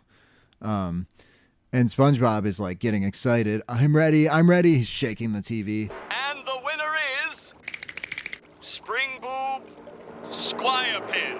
Aw, I worked forever on those life-size Krabby Patty mannequins of Mermaid Man and Barnacle Boy. For these life-size Krabby Patty mannequins of Mermaid Man and Barnacle Boy.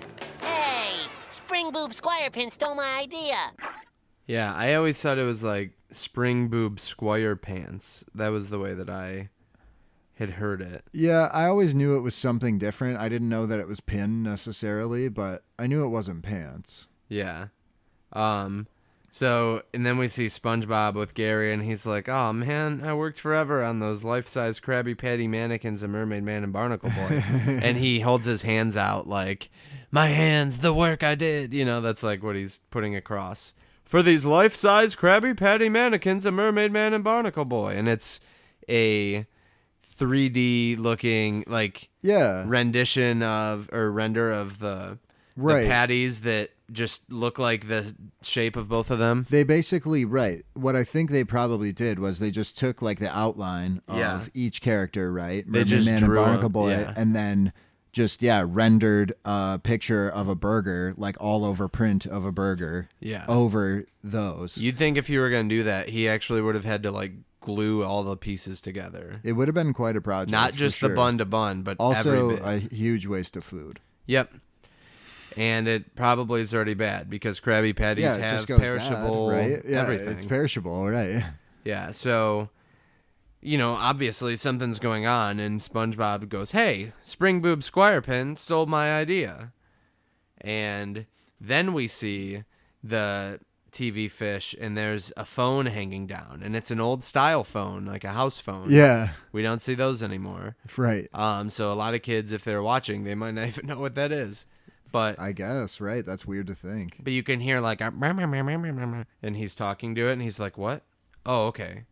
And then he says, it appears I've made a slight error in pronunciation. And then we can see his full body, and he's rotating and like dancing around the whole screen, essentially. It's like really building.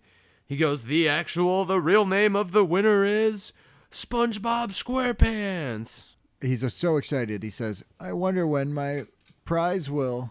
And you see the package on screen, and then he like just turns around, and it's right behind him. And it's the shot like moves over. Yeah, and it's he's like a newspaper boy type fish. Yeah. And he was in the Hall Monitor episode. Yeah, he's like, arm yourselves with knowledge. Yeah, it's that same guy. He's got the like newsboy hat on, and he's got like overalls on, or something along the lines of overalls. And SpongeBob's so excited, my prize! And he opens it up, you know, really excited to find out what he got. And it turns out it's actually the official conch signal, which is a seashell. A conch shell, I guess. It looks different than the magic conch, though. Which we haven't seen yet. A conch shell, though, it doesn't really look like this. Maybe that is called a conch shell, too. Maybe it's just a different kind of conch. I'm not sure. But it's basically a shell, a seashell, that is similar to some kind of a horn instrument. Yeah, so we find out that this conch signal is like the bat signal.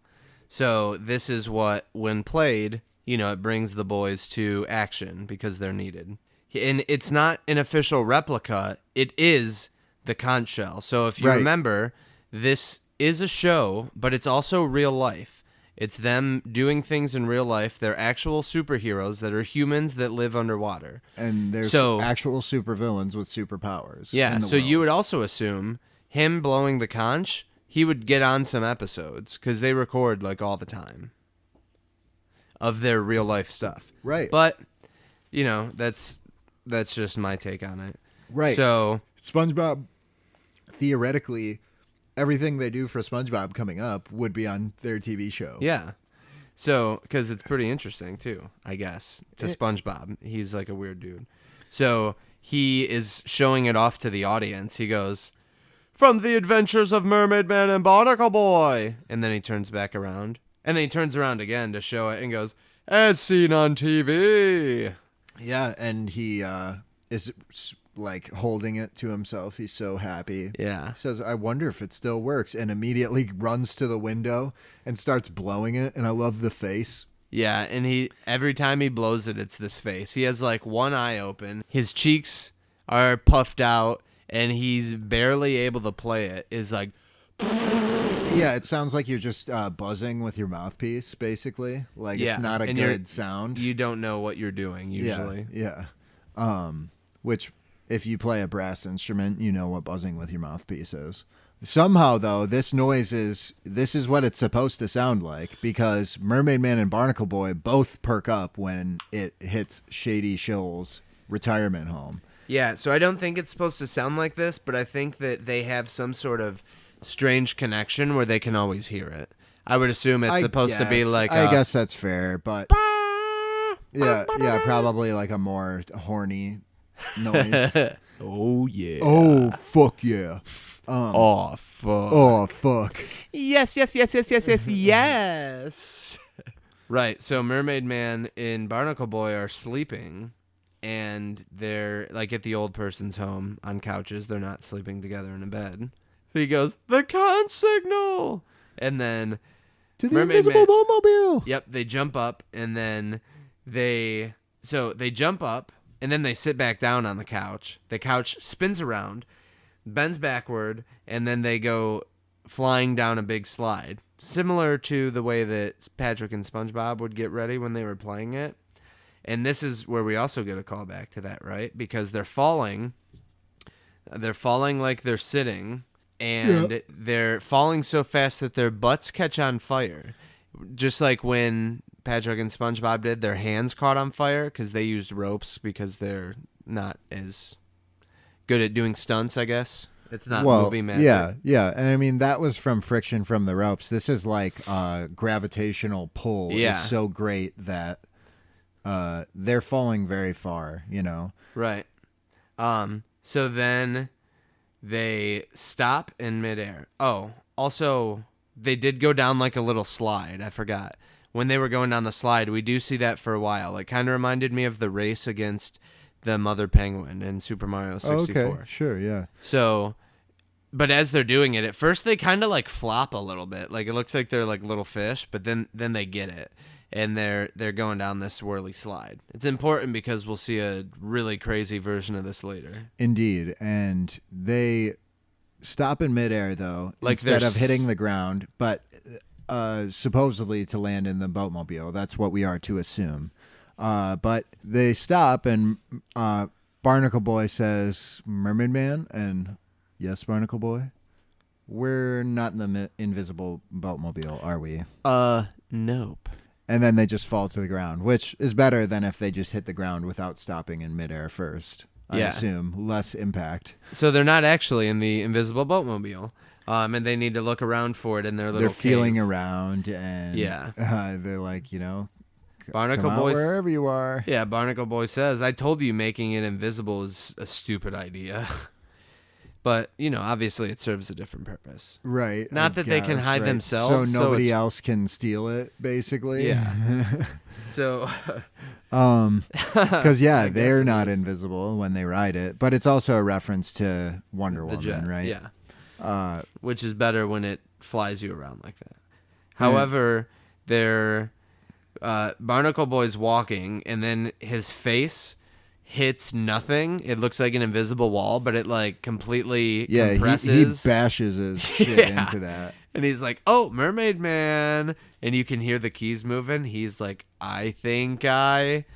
And then found it. Fire comes out of the back of the boat and burns Barnacle Boy, and he goes, "Found it."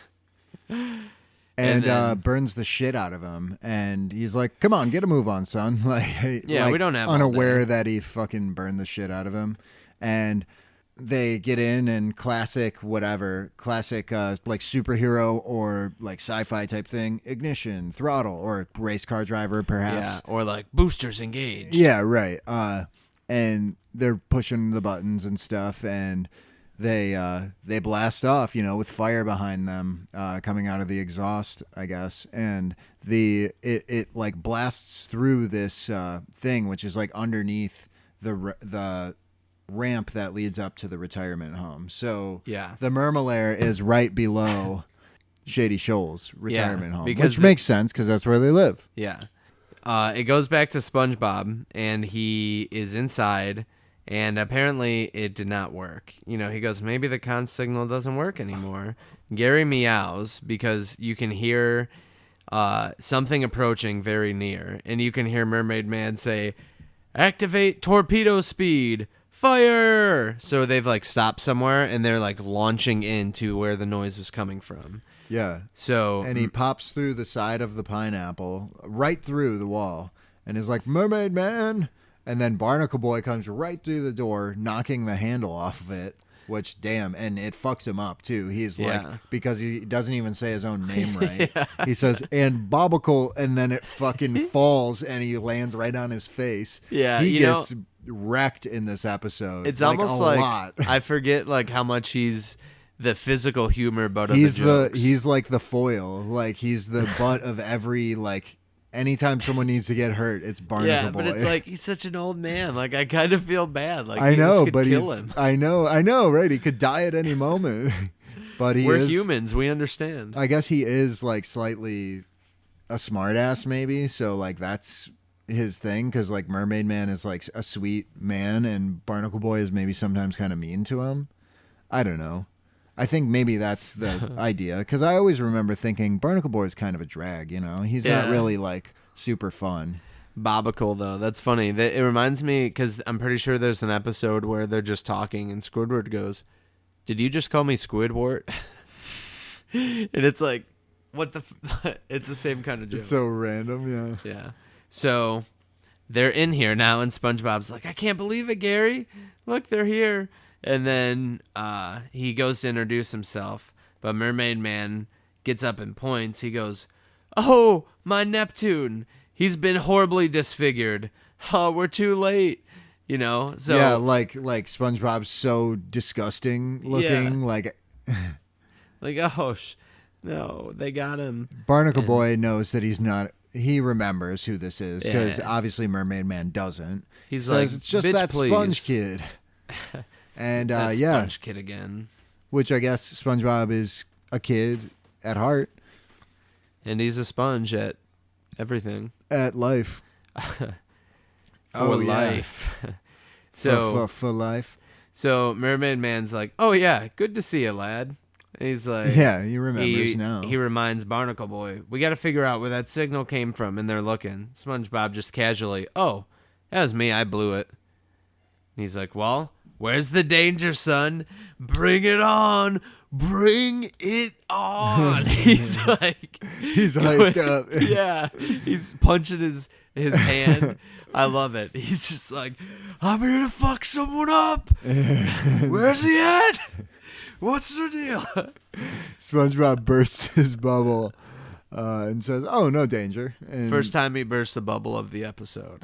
yeah, and he's like, "No danger." They're both like, "No danger." He's like, "There has to be danger. That's what the conch signal means. You can't blow the conch signal if there's no danger." Yeah, where He's did you like, get that? How well, how did you Yeah, possibly right, get right. this? They have no idea how the heck SpongeBob would end up with this thing, but he's like, "Oh, I won a contest," and they're like, "Oh, they don't tell us anything anymore." Yeah, like, man, they're just giving out our actual stuff. Our stuff that like affects our lives, you Yeah. know, and we have it wired into our brain, so we hear this thing no matter what. Yeah, and Barnacle Boy, he says, "Look, Spongy, that ain't no toy." He calls him Spongy, and Mermaid Man reminds him that the conch shell is like, if they hear it, they're duty bound to help whenever it sounds. It's an awesome responsibility. Yeah, Quite a great, awesome meaning great, and Barnacle That's Boy basically what it means, I guess, Yeah. when we say it. Great. He reiterates, "You only blow it when there's trouble, or there'll be trouble." You got that? He's basically saying, shit. I'm gonna hurt you. I I will will make- personally make you my bitch. "I am the SpongeBob. danger." Yeah. Fuck yeah. Mermaid Man says, "Good boy," and pats him like he's a dog. And then they leave. And Except, yeah, Mermaid Man turns back for a sec. Him and SpongeBob both point, make like finger guns, and like click. They're like, yeah. like it's like they have this connection, yeah. you know. And he's also kind of saying, "I got your back, dude." He's Yeah. like, "Me and you, dude, Yeah. we're the best." So that's cool that they have that. Indeed. Barnacle Boy impatiently tells Mermaid Man, "Come on, let's go." They go. SpongeBob says, "Don't worry. You won't be hearing from me for just anything, only for the big emergencies." So we are to assume that this won't happen again anytime soon. Because when is there ever a big emergency for SpongeBob? Not, well, I mean, guess- really, he does get into a lot I of guess stuff. once an episode. But anyway. I always make these comments and then they immediately collapse on themselves. Story of my life, I guess. Everything. Always collapsing. Only for the big emergencies. Come on. And immediately we hear the conch shell again, and Mermaid Man and Barnacle Boy are wearing their swimsuits, and they're like, oh, we gotta go, and they go down the slide again. Well, yeah. Well, Barnacle Boy's banging on the bathroom door. Yeah. Almost like Shaggy. Yeah. But on the floor. So he's like, will you hurry up in there and save me some hot water? And so Mermaid Man's been in there a while. Mermaid Man He's a is crazy naked old man. too, right? That is worth pointing out. You're so right. Because then they hear it. Barnacle Boy looks backward. He's like, what was that, kind of? And then before he can do anything, Mermaid Man like jumps through the door and it completely smashes forward onto Barnacle Boy again. He's like, the con signal, come on. Yep. So they go. I mean, even though they know SpongeBob has it, they assume that it's a big emergency because that's what he told them. Yep. And they slide down the thing. The slide. The slide. It's like a metal slide. First, and it's a metal slide, so it looks painful as it is. Mermaid Man is only wearing a towel, which comes off due to obvious like friction, and then he's just going down belly first with his wiener on this metal slide that's like patched together by multiple pieces of sheet metal. That would be an awful experience. Yeah. Like, that's literally like, kill me. Your chest and your stomach and your wiener are getting cut to fuck. And your legs. And you're old. And you're old as shit. Yeah. So then we go to SpongeBob's living room. They show up, and he's laying down. His, like, eyes and feet are... Like he's dead, maybe. Yeah, like, he's dying. Potentially. And Gary's there, too, but... It's just a spotlight. Everything else is dark around him. So they run in, and Mermaid Man is naked and behind Gary. Yeah. And then Barnacle Boy gives him a towel, and he puts it on. Gary moves away like, oh, he's changed. Oh, youth, cut down in its prime. Oh, speak to me, son. Help. Can't. Open mayonnaise. What? I come down here in my underwear to open a jar of mayonnaise? And it's almost reminiscent of Ripped Pants. Right, yeah. So second episode with mayonnaise. That's why I said that at the beginning. Very mayonnaise filled. Mayonnaise, man-egg. It says mayo, the same kind of way. Yeah, and I hate mayonnaise. But he says, I come down in my underwear to open a jar of mayonnaise. He's mad, Barnacle Boy. And SpongeBob is like... But nothing. We can't go around socializing. We have to be prepared for emergencies. And I wasn't sure, but this almost seemed like he was about to say prepared for evil. And he stopped himself and said emergencies. I think that's what they were going for. I never noticed that before. But he caught himself because he doesn't want to rile up Mermaid Man. Yeah, so he's... Mermaid Man, though, he's like, think about it. Emergencies don't come around as often as they used to. So Barnacle Boy's kind of like, well, that does give us something to do, I guess. But he's like, all right, okay. So you can blow it every once in a while. Just give us something to do when we get here. And he opens the jar of mayo, and SpongeBob and Mermaid Man both jump up and are cheering because they're like, yes, we're going to get to hang out more. Indeed. And so... the transitions in these too, sometimes aren't they like the Batman style? I don't know. I didn't really notice. Maybe it's just in the show, but I do like that. Barnacle Boy is eating soup, and Mermaid Man says danger. They go to SpongeBob's house, and they are fixing the sink. And well, also, it's always something happening with Barnacle Boy. So he's eating soup. He blows on it to cool it down. But Mermaid Man grabs Barnacle Boy and rips him out while he's eating, and the spoon just like spins and falls down. So it's like, he didn't even get to eat his soup. Right. I mean, it's interrupting him in his daily activities,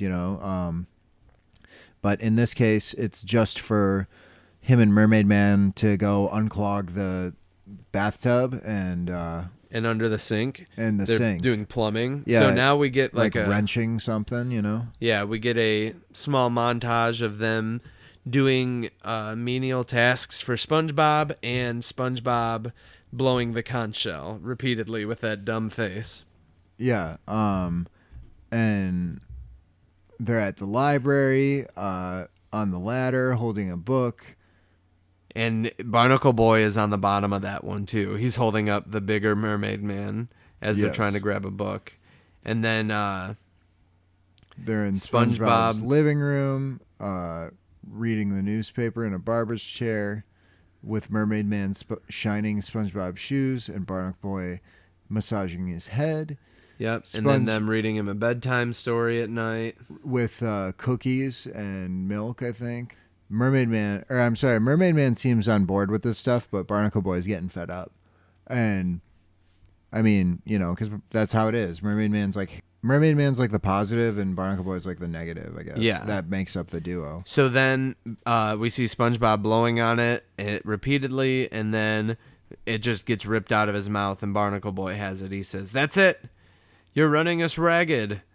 Mermaid Man is crawling to get to SpongeBob, and he's like, "Must answer, clarion call."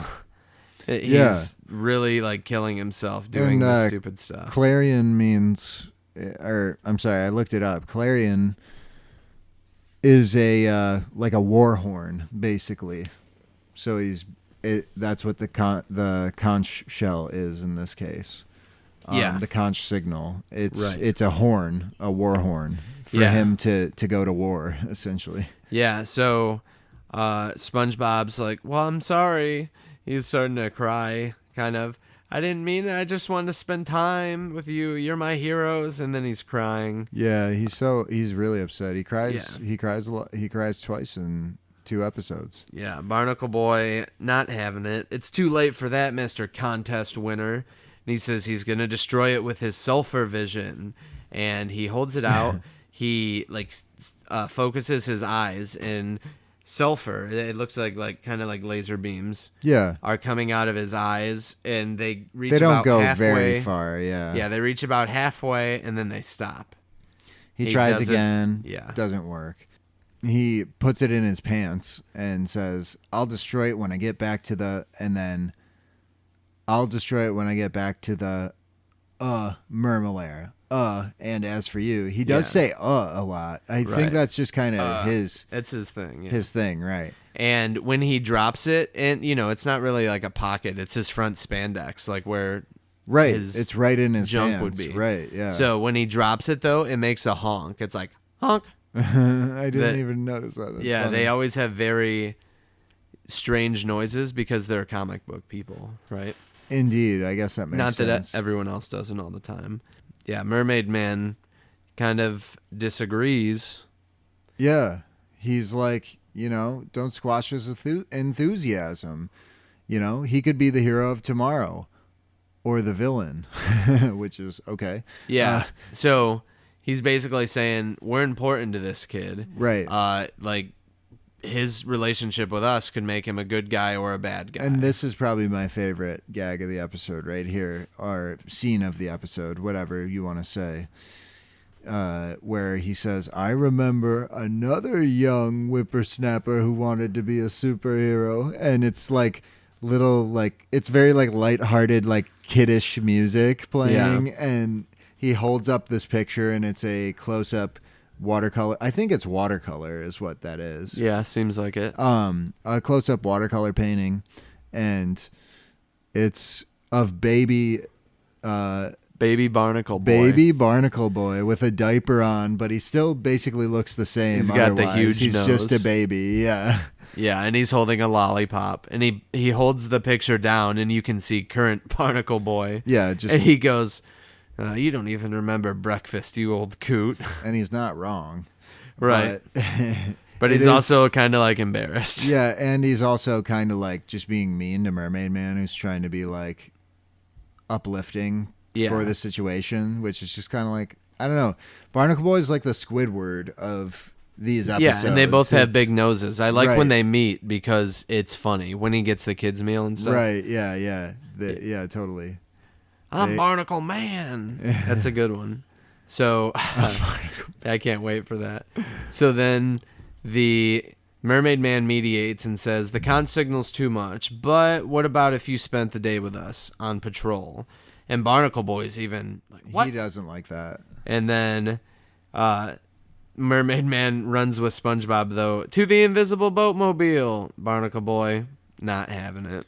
And for the first of 3 times, we get this song. Oh, jingle bells, Mermaid Man smells, Barnacle Boy laying an egg. The invisible boatmobile lost a wheel and... Hey, can I drive? Drive? What do you know about driving the invisible boatmobile? Very memorable. Obviously, it's a take on Jingle Bell's Batman smells. Robin laid an egg. It's funny The because Batmobile. Yeah, Lost the his will and Batmobile. Joker got away. SpongeBob is dressed as a superhero. He has a black mask over his eyes, but you can still see his eyes because they have cuts. And Yeah. then he is wearing just his underwear on the bottom. Yeah. But it doesn't Underwear. have like the lines where his junk would come out of, like So it they're usually like- does. Yeah, so they're like trunks, kind Yeah. of. So SpongeBob jumps up to the driver's seat and he's like, hey, can I drive? And Barnacle Boy is like, what do you know about driving the invisible boatmobile? And SpongeBob goes, oh, tons. Like, the windshield wipers are right here. This is kind of him doing his thing he did in Sandy's Rocket, too. And this is the origami button. Yeah, so you just see them. He's like, no, that's the... and they start And they start folding getting up. folded up, and it turns into the crane. And he Classic goes- origami. Yeah. Origami button. Yep. Perfect. And then the next time we see them, Mermaid Man and Barnacle Boy are on top of a building and they're scouring the city. They're looking, they're both, there was a thing, we talked about this earlier, the Smooth Criminal music video. Yeah. This is what they're doing again, right? What? What are they doing? They're on top of the building. They're almost like gargoyles, you know, but they're looking forward. Oh, I get what you're They're saying. impossibly leaned It's so similar, far right. forward. Yeah, they're leaned too far forward for physics to allow. Yeah, so they like slide from one side to the other. They rotate around, and Mermaid Man is trying to teach SpongeBob a lesson.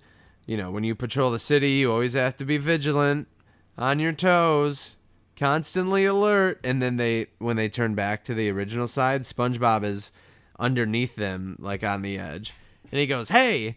And they both go, "Ah!" And they jump off and they hit the ground from the rooftop. Jeez, holy cow, that's gotta suck. Yeah, for those old guys. Oh man, I'm surprised they're not dead. And SpongeBob says, "I got the donuts." And it's funny that this is actually not SpongeBob's fault. You know, they asked him for donuts. Clearly, this is a thing that they were aware of before, and he's there, and they're trying they to be weren't vigilant. expecting him, even though they were ready to expect anything. Yeah. But yeah, that's silliness. But anyway, we cut again to them singing the song in the boatmobile, and Mermaid Man points out the atomic flounder, who is now just a citizen in Bikini Bottom, who wears clothes and is an old man. And he's like, that guy used to be the atomic flounder, but you know, he could go back to crime just like that. Snaps his fingers, and atomic flounder. Well, him and Barnacle Boy laugh like, ha ha ha, Yeah, just pulling his right, leg, right. like he's an old man. But we hear atomic flounder. Help, help. Yeah, he's got quite a voice, and SpongeBob is trying to arrest him, and he's like on top of him, like got him by the collar, I think, like just kind of roughing him up, you know. And it's like, you know, but SpongeBob thinks he's doing the right thing, obviously. And Mermaid Man stops him, and he says, "But you said he could snap like that," you know, just And he snaps. repeats the thing. And atomic flounder is like, this is great. I didn't remember this till it happened, but I like it. He's like, What? Get off of me! If I weren't retired, I'd...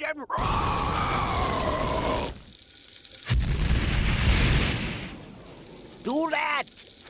Out of my way, punk! Yeah, and he uses his atomic vision. Atomic breath. Or breath, It right. comes out of his mouth, so I assume that is an atomic breath thing, which is Godzilla's thing. Yeah, and it chars Barnacle Boy's face to where it's so small and disfigured. It fricks him up, and then he just goes, because he says, I'd, does it, and then goes, do that. Yeah. And then he leaves. Yeah, out of my way, punk. And- But there is a small mushroom cloud at first when it hits Barnacle Boy. Like, he gets all Off of red, his and then face, it yeah. explodes. Yeah. So they're kind of like, we kind of deserve that. You know, we're not going to press charges. SpongeBob thinks that superheroes... we got to keep this kid in line. He thinks that they arrest people, which they don't. Yeah, that's true. They bring them to the cops, though, sometimes. But anyway, we cut to a diner, which the inside has a checkerboard floor. It's like a typical, like, 50s diner, I guess. Yep. With a jukebox and what have you. And... well, first of all, SpongeBob is geeking out over the day he's had, and he's like, and I learned to treat third-degree burns all in one day. Yeah, because he helped Barnacle Boy. And then he's like, what are we going to do tomorrow? Like, he doesn't get that this is, like, over after today. Yeah. That's the implication. And Barnacle Boy is like, hey, kid, why don't you take this nickel and go over there and see if our theme song is on the jukebox? So he's basically like, let's change the subject. Because he knows it's you not this going to was be for on there. we told you this was for today. And it's only a nickel. What a deal. So Mermaid Man goes, for a pain in the neck, he's a pretty nice kid. And Barnacle Boy, like, kind of agrees. Like, yeah, let's ditch him, Barnacle Boy says. But Mermaid Man... now we see he's actually getting fed up. He goes, I'm right behind you. He's reached his boiling point as well, which isn't the same as Barnacle Boy's. Mermaid Man is not an angry type guy, but he's like, yeah, we need to end this. Yeah, so then we see SpongeBob looking through the songs. His face is like completely pressed up against the glass. And he's like, it doesn't seem to be here. It's such good. It's such a good drawing of SpongeBob, all pressed up. I love it. But Barnacle Boy assures him it's there. He's like, keep looking. Diligence, diligence, Mermaid Man says. I remember that. Aye, aye, sir. Keeps looking. They go outside. They're trying to make a quick getaway before SpongeBob realizes they're gone. Barnacle Boy says, Dagnabbit, where did we park the invisible boatmobile? And you can hear SpongeBob, that's the 15th time I've looked. And then he's like, but I can't let my heroes down. Yeah. So can you imagine that? He's like, pretty much, if I don't find this song, I'm not getting, like, they're ditching me. I'm not. Forever. Yeah. But anyway, right. They can't find the invisible boatmobile. And then the dirty bubble we hear laughing. Because they do find it. Oh, right. You can hear it. You can hear the engine go on, and it burns Barnacle Boy again. And Dirty Bubble laughs. Yeah. And the Dirty Bubble laughs at Barnacle Boy's pain and is like, still getting burned on that tailpipe? This is something that has always happened to Barnacle Boy. That's why Mermaid Man never seems shocked, I guess. Yeah, it's just the norm. It's a common gag throughout their show, which is funny because it's like a show within a show, so it doesn't really exist at all. Right. But there's lore behind it nonetheless. Yeah. So they exclaim that it's the Dirty Bubble and all of his dirty roundness. And then we see SpongeBob run back to the table, and he's like, I found it, and it's the special dance mix. And he's like putting his fingers up and down on the table. It's funny. It took him more than 15 times going through it. He was going through it too damn fast. Yeah, but it was there. He was just trying to do it so fast. Yeah, he wanted to do it as fast as he could because he's an eager beef. So he sees out the window that they're trapped inside the dirty bubble and screaming for help. Which is lucky because he didn't catch them ditching him. For all he knows, the dirty bubble, he has no idea that they ditched him. Right. It's like, the dirty bubble stole them. Right? Yeah. I thought about that. I was like, that's clever, Right. It didn't hurt its feelings. And they don't have to admit it. Right. So he says, holy Krabby Patties. And then, so it's like a comic style, like it's just like a red background. And then he's like, Mermaid Man and Barnacle Boy's arch nemesis. The dirty bubble. Right, but it does it in 3 different, it's very comic book like. Yes. Just a blank background, like it's blue and now it's green, and he's different size on here. He's not in the middle. Yeah, Right. Very cool. Holy Krabby Patties! Mermaid Man and Barnacle Boy's arch nemesis, the Dirty Bubble. I can't believe it. You cannot save them, sponge of mystery. They are trapped by my awesome surface tension. You don't understand. You're my most favorite supervillain. Can I have your autograph? Oh no! Oh no, you fool! Stay back! The point! Watch the point now! And he pulls out a notepad and a sharp as shit pencil. Yeah, brand new pretty much. You can see it shine. The dirty bubble starts backing He away does not like, like the no. pencil. No, you fools, stay back. The point, watch the point. And SpongeBob runs up, trying to get his autograph, accidentally pops him with the pencil. He literally does not even care to save Mermaid Man and Barnacle Boy. It is Right. more important to get the Dirty Bubbles autograph. Or he was trying to fool him and doing a really good job. But we're to Potentially. assume no. I don't think so, though. Because he looks shocked when it happens.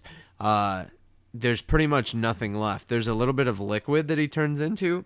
The Dirty Bubble after he is popped. Yeah, but for the most part, he's dead. Yeah, right. He dead until later. But that's much later. So they agree that, like, yeah, you're a hero. Thank you. And SpongeBob even, oh, I am? Do you want to go for another ride in the invisible boatmobile? Oh, and then they start singing the song again. The dirty bubble popped and Mermaid Man and Barnacle Boy and SpongeBob got away. And then they're driving away. There's really nothing in sight, but you can see, or you can hear Barnacle Boy say, "Watch out." Yeah. But there's nothing there. It's just old man talk. Which is great because Mermaid Man always drives the invisible boatmobile. The one who's like senile. completely not there mentally. Yeah. And Barnacle Boy is like well established as like his caretaker in a way. Yeah. But he doesn't drive. He still rides shotgun because that's just how they've always done it. Right. You got to respect tradition. So that does it for episode 20B, the end of season 1. It's hard to believe we've come this far already, but I can't say that I'm not excited to move on to season 2. Oh, for sure. And this was such a long episode too, leading up to it. It was. Even with the cuts, it's gonna be. There's long. something about us where we just cannot get through this shit fast anymore. So thanks for bearing with us, gang. I guess Just the so much is episodes are happening. all going to be long, right? I mean, it's all stuff that we like. It's so many gags and fun stuff that we just want to talk about everything, and it's very hard to cut anything out. But I do my best when I do the editing, and I'm sure I will cut some things out because sometimes I can replace long stretches of stuff that doesn't really matter at all into just a clip that's like much shorter. Right. It can happen. Yeah. So we'll But see. that's it. So And that's it. So the end of season 1 for us too, if we were to break ours into seasons, which I guess we would. Yeah, It's crazy to think we've already gone through one season. I mean, 20 weeks, that's a long time. It's crazy to think about. It is. I mean, it's almost half a year. Yeah, You I know, remember of- when I met you in the street and you were giving handies for $1.50, and you've come so far. I'm really proud of what we've done. You know, you don't want to find yourselves addicted to smack, homeless on the streets, giving hand jobs for crack. Follow my plan, and very soon you will see. It's easy, okay. Or you will say. Is that what he says? Yeah, very soon you will say. It's easy. I always okay. read it as say, see, but Yeah, say, but say and okay rhyme, right? Because he talks like that. You don't have to spend your life shooting up in the trash. Homeless on the streets giving hand jobs for crack. It's just so Follow great his too planet. because it's and little the first kids time he singing says along with cash and then he says crack. He like changes it at one it. point. Yeah. You don't have to spend your life shooting up in the trash. Yeah. Oh man, what a great film. Instead of We ass definitely say have to instead of watch ass say that. buns like kiss my buns or you're a buns hole. Step 2, instead of shit say poo, as in like, pull poo. Poo hat and this poo is cold. Step 3 with bitch drop the T, cause Bic is Latin for generosity. Step 4 so Step 4 don't say fuck anymore, cause fuck is the worst word that you can say. Fuck is the worst word that you can say. We shouldn't say fuck. No, you shouldn't say fuck. Fuck no. Yeah. We will see you next week, maybe with I think season probably. 2. I mean, why not? Otherwise, it'll be something. I would like to do something. Absolutely. We might record something else or something. It is hard because this podcast takes so much time to record, believe it or not. And we would like to do other things, and it's hard because we don't necessarily live very close together. Not that we're far, but it's far enough that we can't just come over all the time. But who knows what will happen in the future. You may see us on YouTube. So I highly suggest you check out youtube.com/striped sweater sometime soon. I think it's just striped sweater, right? Or is it? It might On be Patreon? No, on YouTube. Oh, I don't know. You did it. Well, you made the page, but Oh, I did? Oh, yeah. I am the only one who. Damn. I mean, yeah. Oh, what the fuck?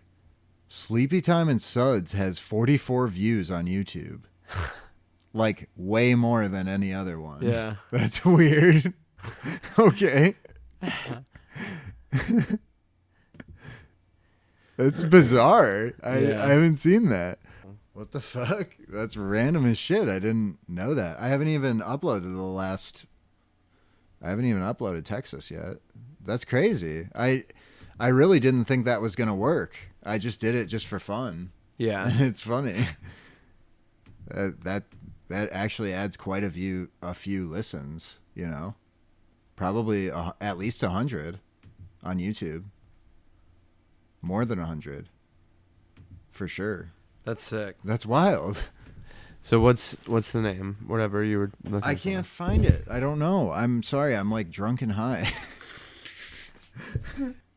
So yeah, you can find us on YouTube. We have all of our episodes uploaded on YouTube as well, if somehow that is the easiest way for you to listen.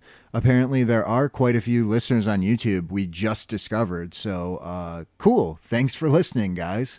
And, check us out on your favorite podcast platform as well if you're not aware that we are all over the place besides YouTube. But subscribe, and you can check us out on Facebook at Striped Sweater Productions.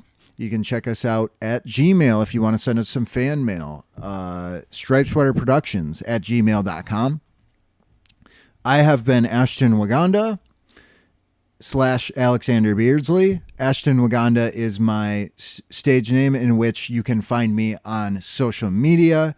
ASHTONWAGANDHA. Find me, talk to me, let's be friends. I'm Zach Main, totally red _ Zach. Mystified. Yeah, that you already said the part I usually say about the email, so thanks Sorry. for taking that spot. Oh my gosh. Like it's a big deal or something, you baby. Oh, I'm just kidding. Plug the Patreon again. Please, guys, hit us up. Even if, like, I know we say it all the time, but this whole Spotify thing went down too, and we had a few different people who have never talked to us tell us, hey, is everything okay with the show, and that they like it, and it's cool just to hear that anyways. You know what? Free shout out to that tall guy on Instagram who has reached out to me a few times about the podcast, Thanks for doing that, dude. Like, I'd love to hear more feedback from you whenever you feel like you want to say something. I believe we follow each other on Instagram. He's just a guy. I'm not even sure who he is, He's just a guy that likes our show. So thanks for listening, dude. There's your free shout out, bro. Yeah. That tall guy. I too am a tall guy. We're actually both pretty tall guys. So, I mean, relatively to the rest of the world. Yeah, like when I was hanging out with my friends, I was like, Man, I just feel so tall. I'm It's just weird taller than all of sometimes. them. Because everyone I work with is my height or taller, really. It's crazy, dude. At the wrestling school, sometimes it's like, I am the largest man here by quite a margin. Yeah. Like- Right? Or in the ring, too, with people. It's Yeah. like, yeah, right. you? Like, okay. But I mean, I'm not that large. I mean, I'm relatively skinny, but I'm tall, and Zach's a tall guy too. So tall guys for life.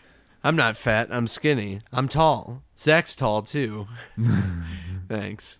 Is that what Thanks I for said? spelling it out. Did I say I'm not fat? Well, you said I'm... Yeah, you said I'm not, like, large. I'm skinny. I said I'm not big, meaning I'm not muscular. Yeah. I'm not like a big guy. I didn't mean it like No, that. I I was really didn't. Anyway. Yeah, guys, thanks for listening. We just have one final bit yeah, to get that's to. right. One final baby. The last time. Maybe we should answer it together. Agreed. Let's create it together. So, what would you do with a drunken sailor? And there has to be 2 conditions. I pick one and you pick one. Okay. So, what are the conditions? Who is the drunken sailor? What are the rules? And Why is he there? And like yeah, where are you? I Yeah. guess where and why. Yeah. So I guess it's 3 things, but where and why can be together. Yeah. And who is its own thing. Okay. Which one do you want to pick? Let's flip a coin. Let's flip this Bic lighter. This is heads. Okay. No one called it.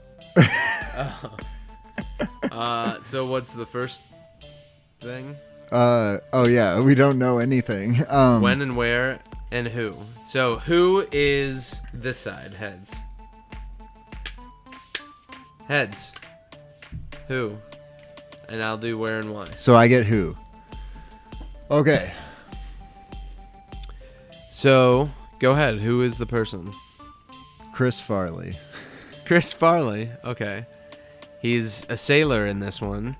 And we are waking up in a van down by the river. Oh, That's boy. where we're at. By the boats, obviously, because he's a sailor. Yeah, right. He drove his van down to the river. And we're sleeping in it because we're friends. Oh my. So is he Matt Foley then? Are we just gonna make I don't that? know. Are we just gonna make that? I think we should just make that a thing. Okay. I guess it's Matt Foley, played by Chris Farley, Okay. in a van down by the river. But he's a sailor in this instance, and he is drunk. Yeah, as he was. So I don't know. First, I think I would be confused being in a van in the first place. I probably wouldn't remember how I got there. Seems like a weird event. So first I would wake up with confusion, and then you're there next to me too, so it's like, what the heck? Yeah. I would probably be like, yeah, what's going on? What's happening to us? So we look at each other. We see Matt Foley. And the dogs are barking outside of the van. There's dogs barking outside of the van. Matt Foley's looking at us, and he's just got this look in his eyes, right? Drunk as shit. And we're like, it's early, you know? We're like, whoa, like, this is kind of early, you know? We're maybe like, we've been drugged or something, I guess. Yeah. Like, whoa, what's going on, you know? But we can tell it's morning by the sun peering in through the van windows. I assume it's like conversion van in the back, but obviously there's a windshield, you know? Yeah, So, and it's not separated. right. So then, though, listening to him describe living in a van down by the river and being part of that, I would probably be like, ha, that's great. Like, but why are you drunk and why am I here? And it would probably be an awkward conversation, I think, to have with him. And I'm not quite sure what I would do other than be like, yeah, I'm probably just going to go home. I think we would try to go home, but you know he wouldn't let you just go home because it's Matt Foley. Yeah. He would have some shit to tell you. Uh-huh. And I'd listen. He would have some like fucking window to jump through or something. So we're to assume he it's would have a whole Saturday night, spiel. right? Well, it's Sunday morning. Right. So it was after Saturday night. Yeah, he just had a wild night. He's already jumped through a window, jumped through a table, rolled down the stairs, all that stuff. So, I mean... And he's drunk because he's in pain. I mean, to end this long, drawn-out description of nonsense... Someone likes this. There's at least one listener who loves when we do this, I bet. Especially when we did this to just really put in the exquisite details of everything, and they're listening to that stupid song I made the whole time. Most people, yeah, I know. Most people have tuned out at this point for sure, but there's those few that are listening still. I like the song, but we like you all. No, the song is fine, and it works really well as a background song, and then it works really well for its purpose because it's like you really only hear it at the end, and it's just one verse of it, Yeah. Usually even less because it's just whatever it ends up being when I loop So it. then to end it, I would probably just, I don't know. I would try to invite him to my house. And then we can all sleep in actual beds or something. And I separately. would want the best for him. Uh-huh. And honestly, if I And were in he a took care of us. situation where you and I were woke in a van and Chris Farley was there, even if he was Matt Foley, And still alive. I would be okay with the fact that he was alive and be like, we need to keep you alive, pal. Yeah. Like, Whatever kind very of dream important, world right. that we're in, this Yeah. is where heaven Please exists. don't die. Yeah. We're definitely dead. Yeah, right. We died together. We were all dead, right. Yep. And we get to live in a van down by the river for eternity. Just as God intended. Beautiful. What a great way to close out season 1 of the Striped Sweater podcast and season 1 of SpongeBob SquarePants. And in Striped Sweater podcast with my dick in my hand. What? Damn. Every single holiday. My dick in my hand. I just love that. The dance he does with the cell shaded look. Shell shaded. Shell shaded. So, peace out, guys. Peace Been out, great. boy and girl, and whatever gender you are, Scouts, because we don't discriminate. Peace out, Goyle Scouts.